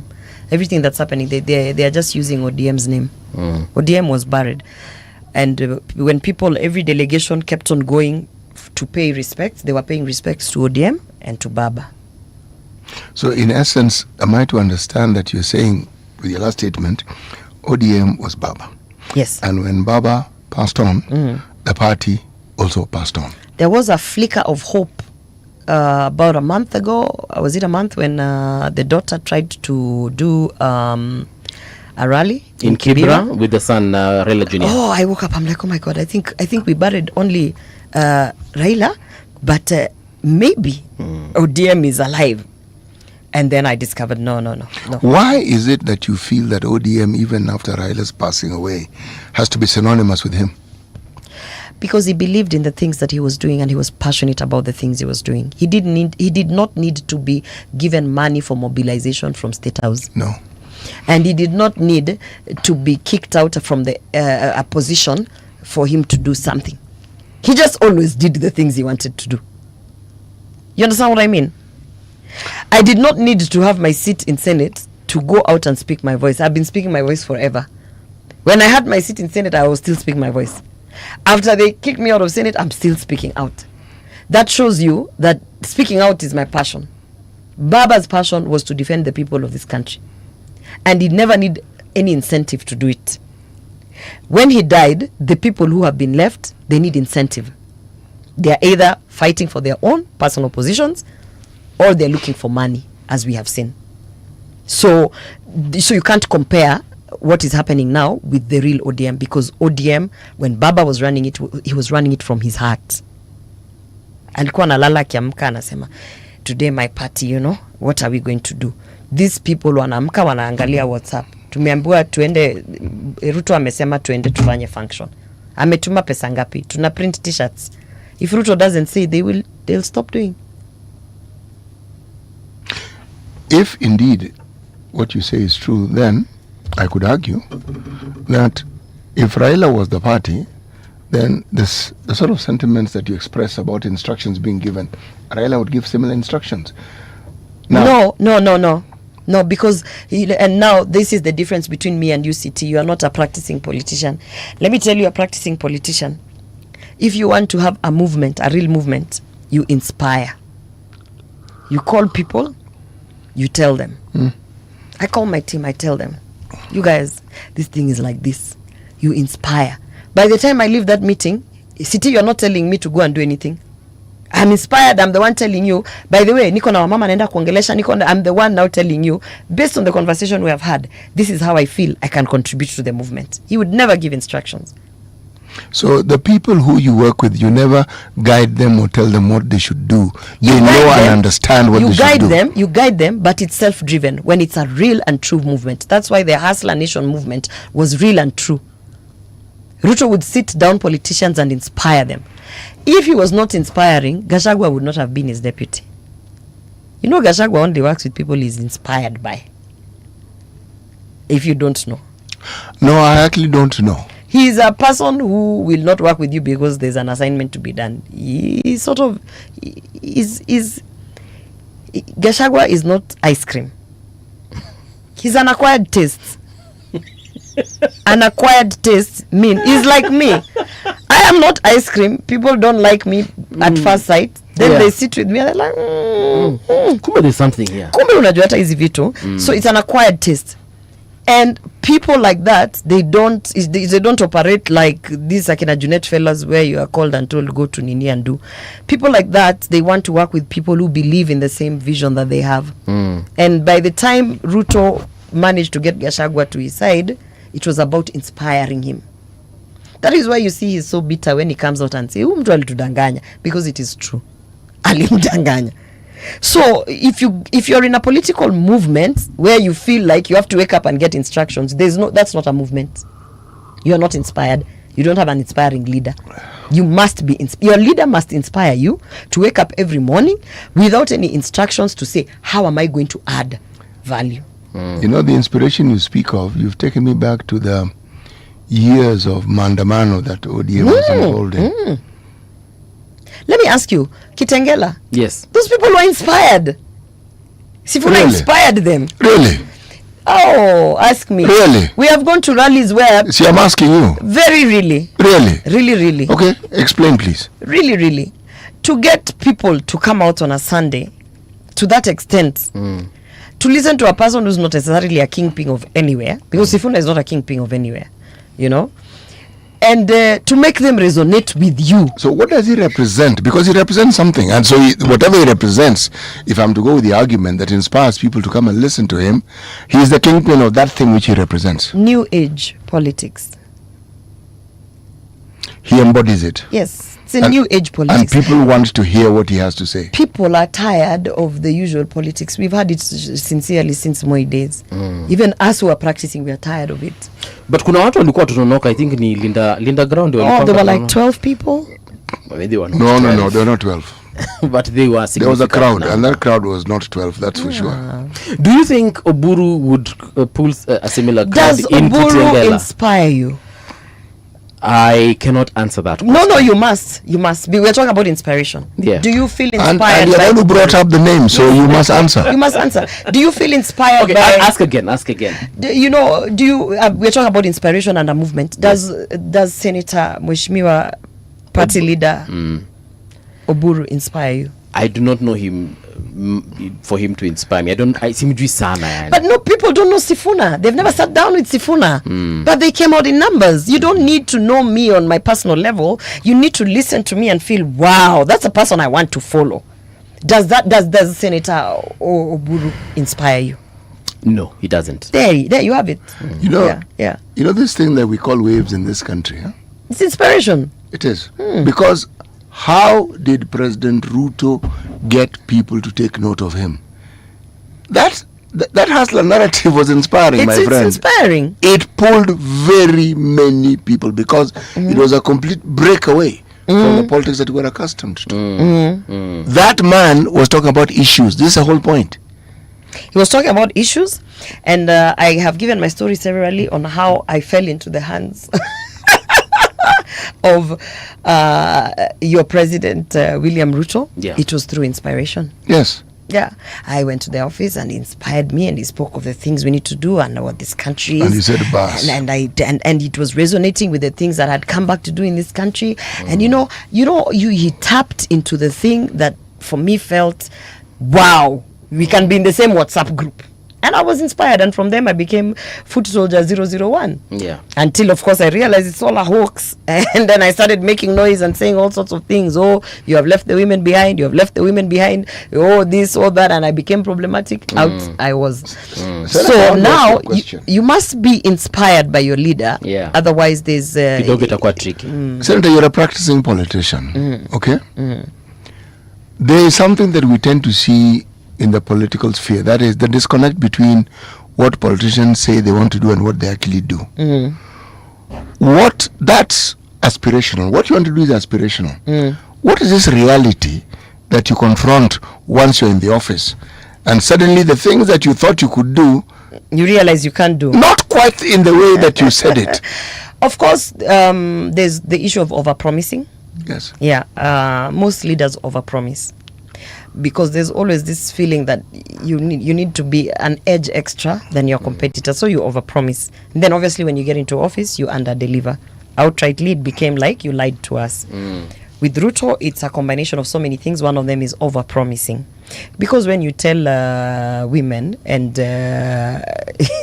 just engage me here for a bit, when you sit us down and you have realized these women, if they talk to other women, they'll bring votes. So you sit us down as the leaders of the Kenya Kwanza Women Charter, and you really inspire us, and you know that sisi tuko na shida ya kuzaa, na diapers, na pads, and we want free health care for maternity, and unajua we are being sexually harassed, so we want safeguarding in all the spaces. You speak our language, and we leave that room. We left that room and we said we are going to do a charter that will speak to the women, because we are women and we know, and we've all been harassed one way or another, and we've all given birth. Hey, imagine getting diapers for the first 3 months for your child, free from government. You want that to would just be go awesome. So we wrote it down very quickly before huyu mwanaume aende kuchange mind. Tukaenda Nyayo Stadium on a very big ceremony. That's why I said engage me here for a little bit, and we were so excited. I was so excited. I had tears in my eyes.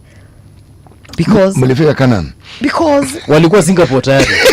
Because hiyo kitu ilisainiwa Singapore. Listen to me, because me, when I left that country, I was leaving Denmark. Yes. I said I must come home and change something. And the only way to change something is to join politics. I've seen the power of opposition. So now I was seeing my dreams are coming true.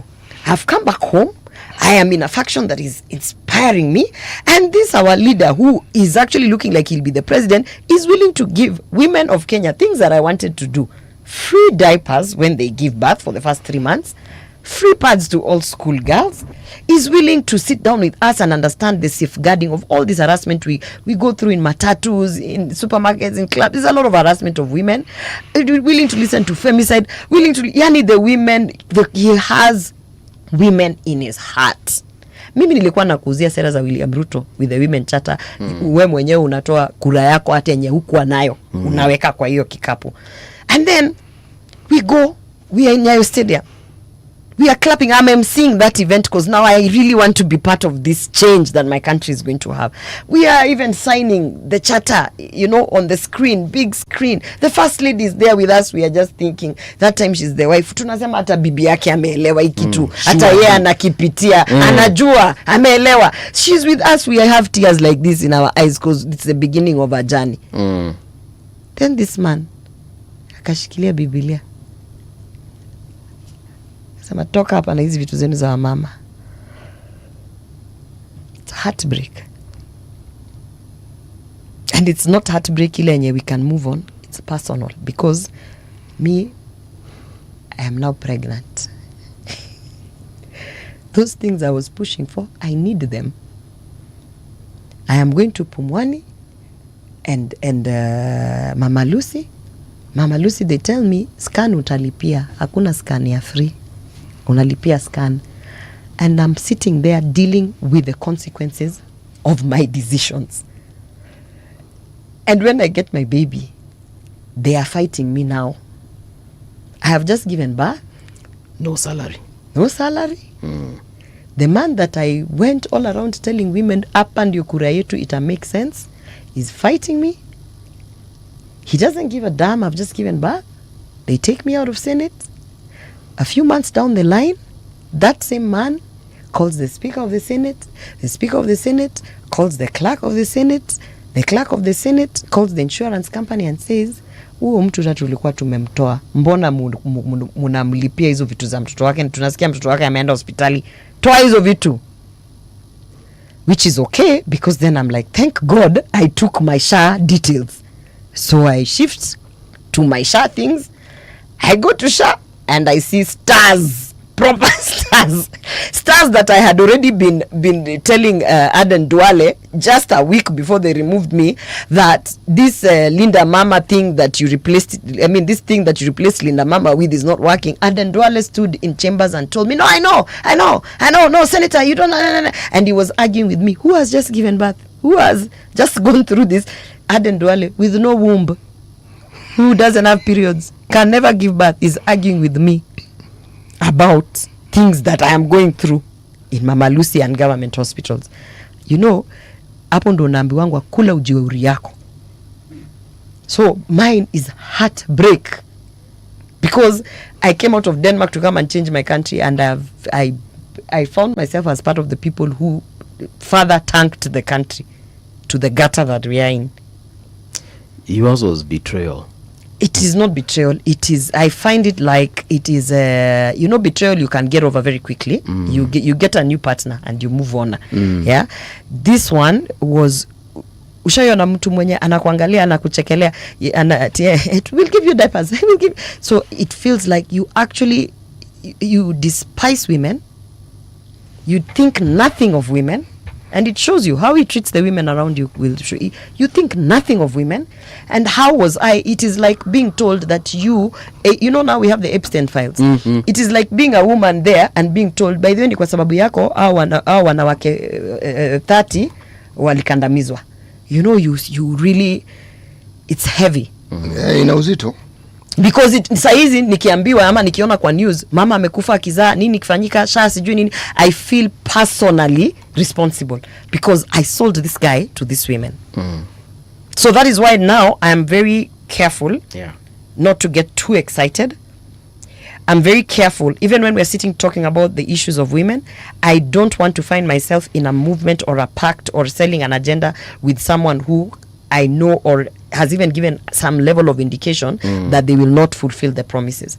Because all the promises that William Ruto promised the women of Kenya, he has not fulfilled not even one. In fact, the only not even one. Because even the easiest one, 50% cabinet, women in cabinet, till today.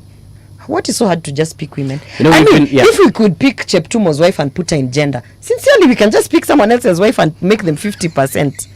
You know, you know what I mean? You can just 50%, can women. Let's start from there. Let's not even talk about competency. First even just get 50 women. Then wacha waingie Wakenya wasema wamama hawajui kufanya kazi. But give us the chance, you know. We've been challenging people who are in a position to at least even just mention something that the government has done. You're saying that the president has done nothing for women. Nothing. Absolutely, like hakuna In kitu. fact, you know what he has done? He has taken away the gains that many women, including Martha Karua, fought for. Okay. When you punish a whistleblower for raising the issue of sexual harassment in a workplace, you have told all the women in that workplace, dare you even say. So he has even taken away the gains. When William Ruto hosts a non-rapist, literally, we have seen videos. We were subjected to videos of this person. BBC walieka pale wazi. Walituwekea, yani we saw that thing. We have witnesses. We even have a witness who was killed and called alleged suicide. You know, in that case. How do you host that kind of a person in your political party, first of all? You dress them in the regalia, and then you bring them to State House.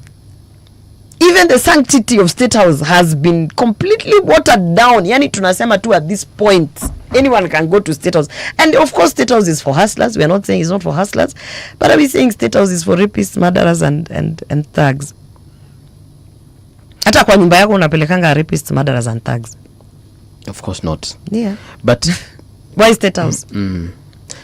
Can you pinpoint anything that the government has done? Anything? Me, I'm talking about women. I was heavily involved in drafting the Women Charter, the Kenya Kwanza Women Charter.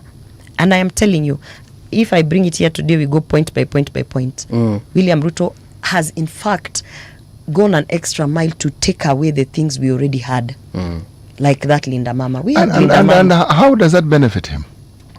It doesn't. He just doesn't care about women. If you know him, you know he really, honestly, sincerely thinks nothing of women. So what does he care about, really?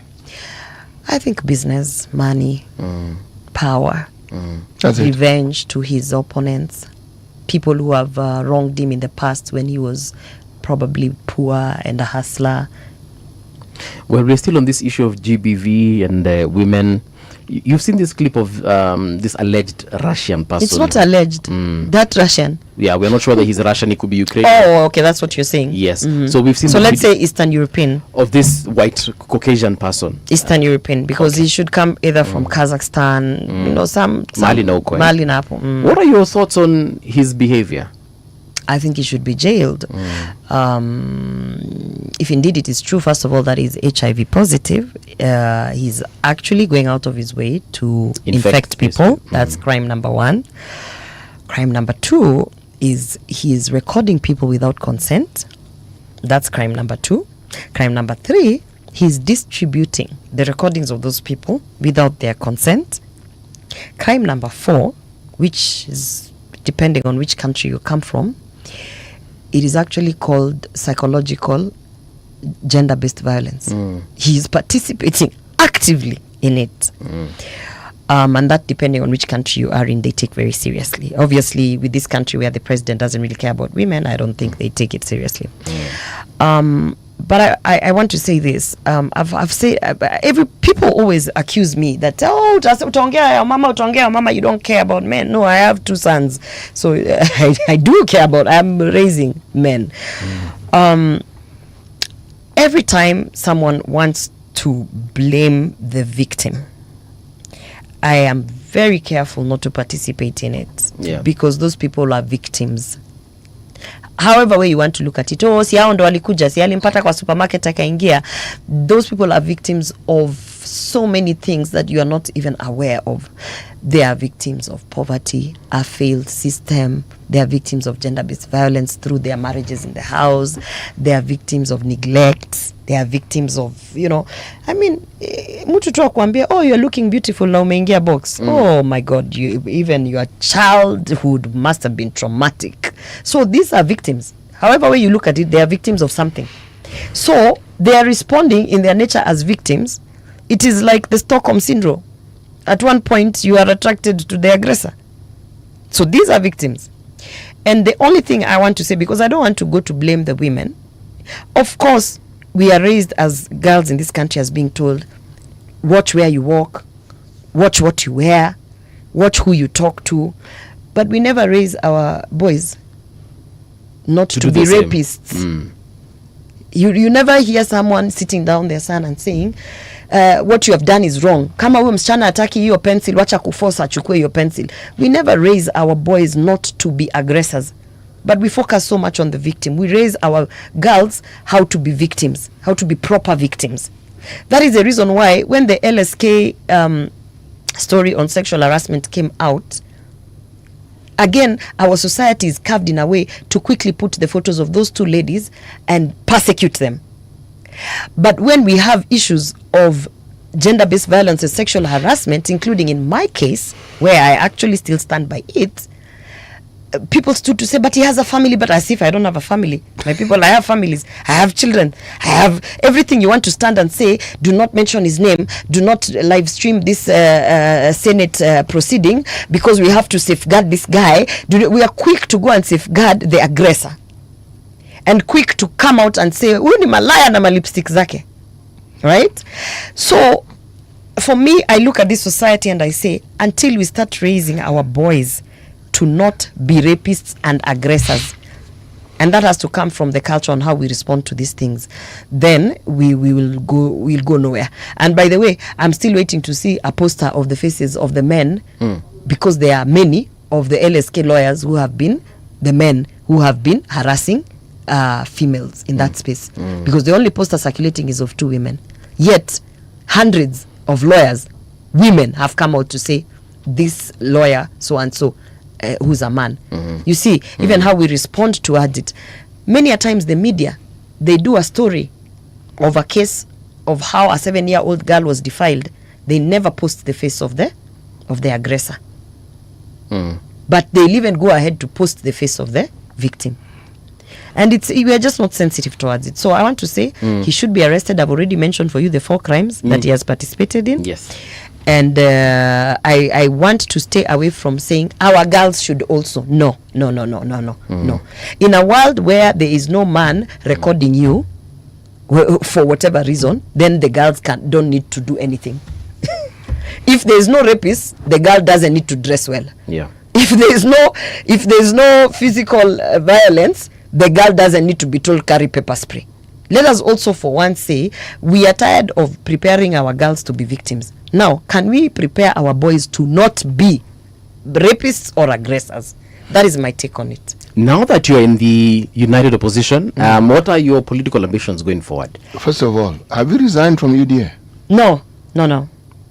I'm still a member of UDA. Yeah. How does that work? You are you are in the united opposition and you're still a member of UDA. I don't want to make many changes. No, you know, united opposition is not a party. Let me summarize it this way. Nelson Harvey left UDA. In about 2 weeks, he was in Maraga's party. In about another 3 weeks, he was in DAPK. In about another how many weeks, he was in DCP. Very unnecessary. Take your time. Think through what you want to do, because there's no hurry per se. I remain who I am as Gloria, so Gloria will not change. And I just want, from the lessons that I have learned of being in UDA, I want to be very careful to pick a party that I am going to get into. So for me, I don't see the necessity as at now to resign, because I haven't conclusively decided on which of the united opposition parties I will join. But I am in united opposition. If they had a party, let's say like a United Opposition Alliance Party, I would probably join that one immediately, because I believe in what all these united opposition parties are selling. But now I have to really fine tune my agenda, my future, what I want to do for the people of Kenya, and say, okay, in this party, then I think I can do a lot of things here. So I'm not about to be in 4 parties before I decide which one. It is very unnecessary. Yeah. But yeah, so what are we expecting from Gloria? I'm going to be in parliament. Yeah, I'm vying for a seat, and I'm going to be in parliament. Yeah. You don't want to tell us which position? Again, I've told you I'm not going to jump. There's an aspirant of gubernatorial who has billboards. One morning she had an event with women and told those women that she's vying for gubernatorial in Nairobi. The next day she told them she's going to be the deputy of another gubernatorial candidate. By day 4 she was telling people she's a women rep. Again, I want to tell you, it is completely unnecessary. There is no hurry. You know why I'm saying it's completely unnecessary? Yes. If you know who you are, right? I know who I am. Who I am will not change. Yes. But I have to also decide in what capacity can I really serve the people of Kenya effectively with whatever is happening, because it's not just happening outside in a bubble. It's happening in the context of the current politics. One thing though I have confirmed is I am vying for a seat. I am vying, and you should. Yeah. And you should. And I'm vying for a parliamentary seat. I will be in parliament is both National Assembly and Senate. Yes. Yeah. So that much I can tell you. The rest, I'm kind of, as I said, I am not going to be the person that it's important changes. to be cautious. Yeah. And I believe we never ask men these things. You just keep pressuring women to tell you, unaenda kiti gani. No. Actually, we do ask men. Here you do. Tunaulizanga. Here you do. In other places, they just sort of give them a through pass. Like, let me not give you the pressure of declaring that. And it's just, it's the nature of politics. I feel like women, actually, must we let it? No. I've not differed with you since you got here, but allow me to differ with you. This is too serious an issue for us to conclude that this is the state of things. That is a state that must be changed. Yes. It can't be accepted, because it's an accepting it that we perpetuate all these problems that we keep speaking about. Unfortunately, Kenyans, we don't, until this is that saying of when it happened to the Jews, then I kept quiet, and finally it came to you, there was no one to speak for you.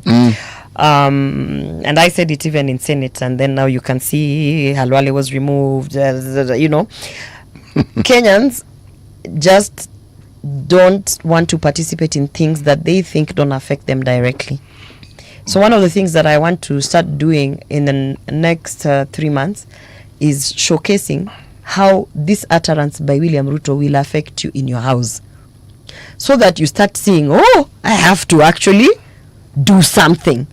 Because sometimes people feel like hizo ni zile maneno za constitution review. Sasa mi hata najua constitution review. But when you tell them hii itakuongezea rent yako itatoka from 5k to 7k, they start paying attention. So the problem we're having is simplifying the messaging of what is happening in the political circle, such that the common mwananchi understands it actually involves you and you need to make a decision. Sensitizing the people. I want to start doing that. People never used to know how parliament works until I was taken out.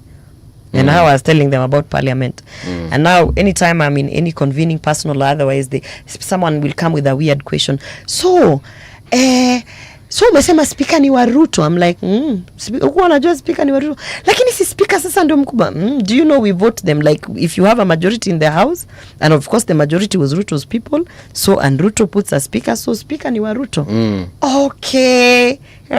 So too late. Yeah, but too late, because if you knew that, probably you'd be thinking, then I should not send this member of parliament, because this member of parliament will not work for me, they'll work for Ruto. So yeah, I know you had made a request to leave now, but before we let you go, you led, you supported President Ruto, and then now that you're no longer, buddies with him, you've come out and you've apologized to Kenyans. Are we going to see something similar in case you support someone in the united opposition, they end up winning, and then they end up No. you come back and The then one say, thing, guys, I'm so sorry. no, because this is the difference. When I supported Ruto, I didn't have enough influence to hold him down and accountable to the things he promised me. The people who had influence are the likes of Alice Wahome and Soipan, and that's why every time I'm looking at them, because like, you people need to go hold that guy down and tell him, this is what you promised, because they have that capability. Now in the united opposition, I am building a relationship with all of them such that by the time we are declaring who the flag bearer is, let me tell you something. You saw me in front of parliament na minyororo kwa shingo protesting. I will not, this hands-off thing that you see is hands-off, like, oh, now what can we do? I have no influence. I technically don't have influence because the person I supported at that time, I really didn't, it's my first rodeo. This is the first time I've been in politics. I was very new to it. Now, I have mastered the systems of how to hold you accountable to the extent that wherever I end up, if you promise us that you are going to give us pads or diapers or free maternal health care, you better. Or no, I will make you do it. I will be there to that is why I have to get elected, because I want to be personally accountable and to be able to go there and put up a shitstorm so that you can do the things that you promised the people of Kenya. So it's not going to be the same, because also I've grown, I've grown in politics. Now there's so many things that I know that I didn't know. And I appreciate that, and that's why I say I still appreciate that I was nominated, because otherwise I wouldn't know how parliament works. Now I know. I know the ins and outs. I know how the political formations are done, how government is formed. Actually, you know what? If I wasn't too young, maybe I would have started telling maybe I should vie for president. But I'm too young, and I still feel I have a lot of learning to put up with, so that I can now have the strength to be able to speak authoritatively. Yeah. But whoever I support in the 2027 election, yes, for president, I will hold them accountable. Let me tell you, they will have no peace. They will. It is the same way I held Ruto accountable at the beginning until I would be in state house telling him, we are bleeding, give us money, and he just never wanted to see my face because he thought I'd embarrass him all the time, asking for money for pads. So he gave us 1 billion so that I can disappear. And that's the most I could do in terms of accountability. Yeah. But this next one, His Excellency Fred Okengo Matiang'i, if it's gonna be you, you are going to have a headache, because I will make sure you deal with women properly and you give them what you promise. If it's going to be Kalonzo Musyoka, he knows. I have said it to him repeatedly. You will not get away with murder. I will be right there like your shadow. If it is Rigathi Gachagua, we have a history, and he knows. You know these people, they know me. So they know I will not let it go. Wamalwa the same. JB the same. Martha Karua is the only woman in this country, when I spoke of sexual harassment, who stood up and supported my claims and said an investigation has to be done. To date, no investigation was done. And she called me and she told me, you have to put the brakes on those men there. I know parliament. How watu wakiachiliwa watatembea with their flies open, raping everyone. Hey! So, she called me. She really called me and she's like, I am so happy you have stood up, because there are some very horrible human beings who end up in parliament. So, that's someone who really resonates and understands what happens there. She's been in parliament, she knows. Yeah. She's the only woman who spoke. All the other ones, they knew what was going on. Some of them, it had happened to them. They didn't speak.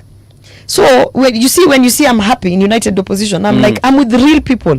People who actually care about this country. People who are real to I want to say, people who I have come to discover to the core of their personalities. They really mean well for this country. Before you leave, let me just leave you with a thought. She's leaving at 10. We're only 9 minutes. I have at 10 o'clock. No, we will let you go. And I can't teleport myself. Bado hatujafika Singapore. Hatuna teleporting machines. There's always this danger with our politics, and the danger is when we are united by common grievances. Those things dissipate very quickly when people are in power. Is it a danger? When it is a danger, because when we the said Kibaki grievances- Tosha, he gave us free education. The grievances was against Moi. But he did work. And he delivered us from the Moi era. Actually, he didn't. Moi had already... No, he didn't. Moi had already left. He was leaving. Moi's choice was Uhuru. With hindsight, it was a good plan. Yeah, but when you say the dangers of uniting Against a common grievance, as opposed to uniting because you have a common goal of improving the lives of the citizenry. But I'm giving you now factual information that actually dispels what you're saying, because during Kibaki Tosha we united to chase away Moi and anyone he thinks he will put in. Moi wasn't chased away. No, Moi left. Yeah, no. But for us, we felt we were uniting to make sure even his surrogates don't see power. So we gave Kibaki, and Kibaki, at that time, he delivered. He gave us free education. Do you gave us roads. Since this is what we're discussing, let me burst this bubble for you a little more. And he respected the constitution. He was not up on the vehicles every day shouting at us, telling us, "Mutani jua nyinyi, mutani." We don't care about you. So he was working. He was Senator, the only thing you can say Senator, is he came out to say he only had one wife. You already determined that I am a theoretical politician, so allow me to theorize a little more. Okay? Kibaki had a style that we will probably never see in another president soon. He had clarity as to what he wanted to do and what he wanted to achieve. He had enormous clarity, and he dispelled this particular notion that he was a fence sitter. There is something about the presidency in this country where all these presidents have to arrive at a certain understanding with the person who's coming after them. Let me give you one theory. Moi knew Uhuru was never going to be president the first time. He knew. Just like you said, you needed to sort of like spruce yourself up. Moi knew this guy needed to have the opportunity of being known. What that thing did was, we knew there's a guy called Uhuru wanted him to be president. If the whole country knew Uhuru, 10 years down the line, it's Kibaki who would usher in Uhuru. Yeah, but don't crush the hopes of people who are uniting against the common theme of removing someone. No. Because it counts. It counts. Senator, I'm not crushing hopes. I am saying that is not the best way to unite. You must add something to it. Oh yes. Beyond the grievance, you must have this great push and this great urge for the common good. In a very short while, don't hurry us, because us we are not going to Singapore. Us we are not going. Si hatuna safari mrefu. Si hatuendi Singapore. Sisi tuko tu Kenya. So don't hurry us. You know, I like your enthusiasm, Senator. No, listen. But you're setting yourself up for another disappointment. Don't hurry us, because you know, I participated in that manifesto for Kenya Kwanza, and we spent enormous resources in terms of our brains and time. And I can tell you, it counts for nothing. It has translated to nothing. It has translated to handouts of 22,000 in a program called Nyota, which we have taken loans from the World Bank to furnish. It's not a loan. So, we'll discuss. So, what I'll tell you for me is, I have been in a team that has decided we need manifesto, and I have seen what it has delivered. And now I want, you can't keep doing the same thing and expecting different results. Yes. So now I have come to respect the people who say Ruto must come out first. Behind the scenes, and in the next couple of months, you will clearly now see the things that what you want to call a manifesto, which I'm trying to run away from, because I've realized it's also it's doomsday. You will see the things that now the united opposition, the plans, let me not even say plan. You know, I say plan and I just see Ruto's face, because he kept to say, we have a plan. Then use the word process if it makes you happy. Process, thank you. The process of now recovering our country from, we are literally in the dump site.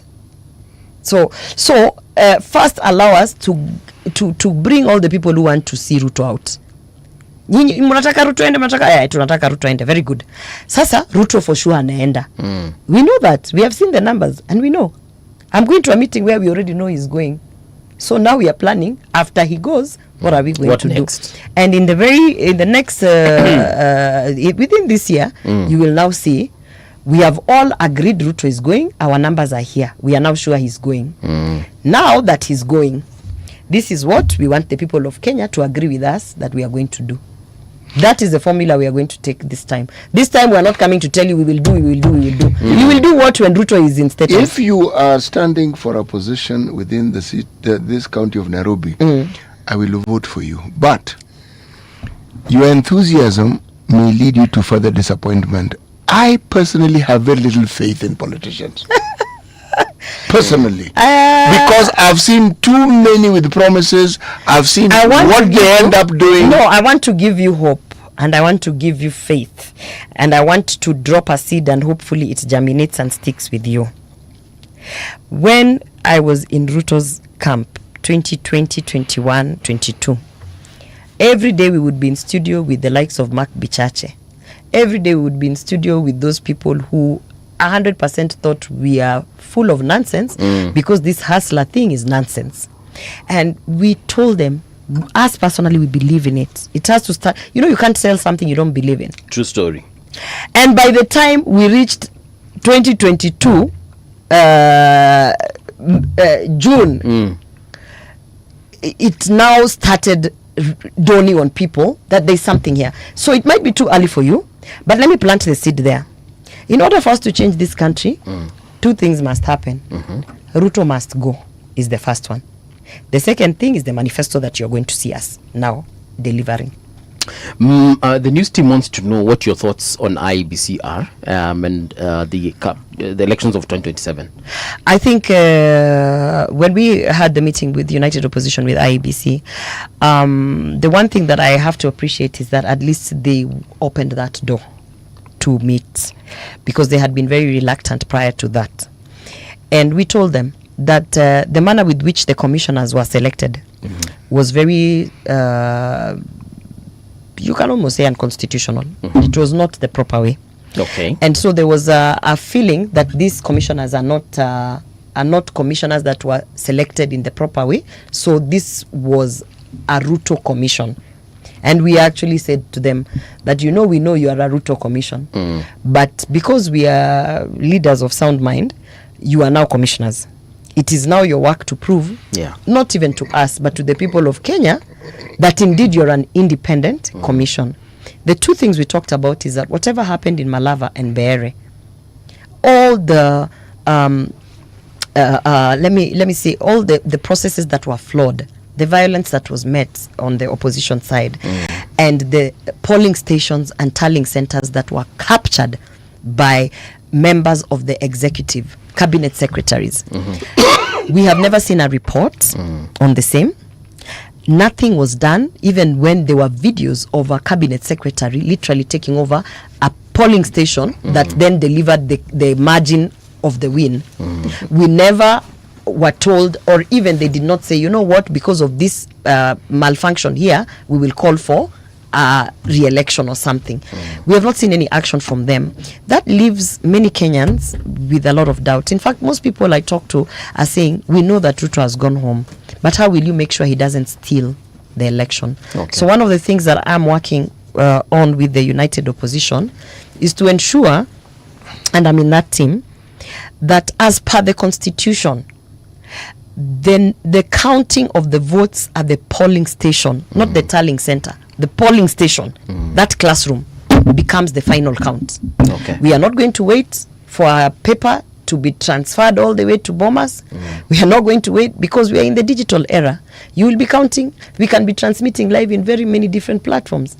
And it will be clear that in this St. George's Primary School, Ruto scored 2 votes, and the flag bearer of the United Opposition scored, if it's 6,000 votes. And we don't need you to bring it to Bomas. We already count Ruto's votes there, the 2 of them, and the United Opposition, whether it's 6,000 or 10,000. And by 5 p.m., if we stick to the constitution, which is the final count at the polling station is the final count, we would have already sent Ruto home. Because we don't need to come to Bomas and start fighting with Akina Ledama. You know, We just count it and that's what the constitution dictates. So we want to see the independence of IEBC and them following the law and not orders from above. Senator, thank you so much. Thank you. Na pole sana tumekukalisha zaidi ya ile wakati ulikuwa umeplan, lakini hata hivyo tunakwambia rudi tena. Si umeona sisi tuko very accommodating. Asante for having me. Yes. Safari ya kwenda Singapore is a fallacy. Tukae Kenya tujenge nchi yetu. So United Opposition inatukalisha tu papa hapa. United Opposition it wants to just solve your very basic problems. Education, healthcare, and literally the economics around your family. Yeah, you can be overambitious, but for now, you know, you can't start saying me, I'm going to the US now, umeshindwa kulipa rent. Let's be realistic. Sawa. Yeah. Thank you so much. This is where we come to a close. Let's meet tomorrow bright and early, but of course, Rania coming through with the retro box, Lady Mathai coming through with the drive, and then later on, we shall have Manu and Kisiangani. No, Manu and Halaiki rather, for that wind down. But for us, kwaheri till tomorrow.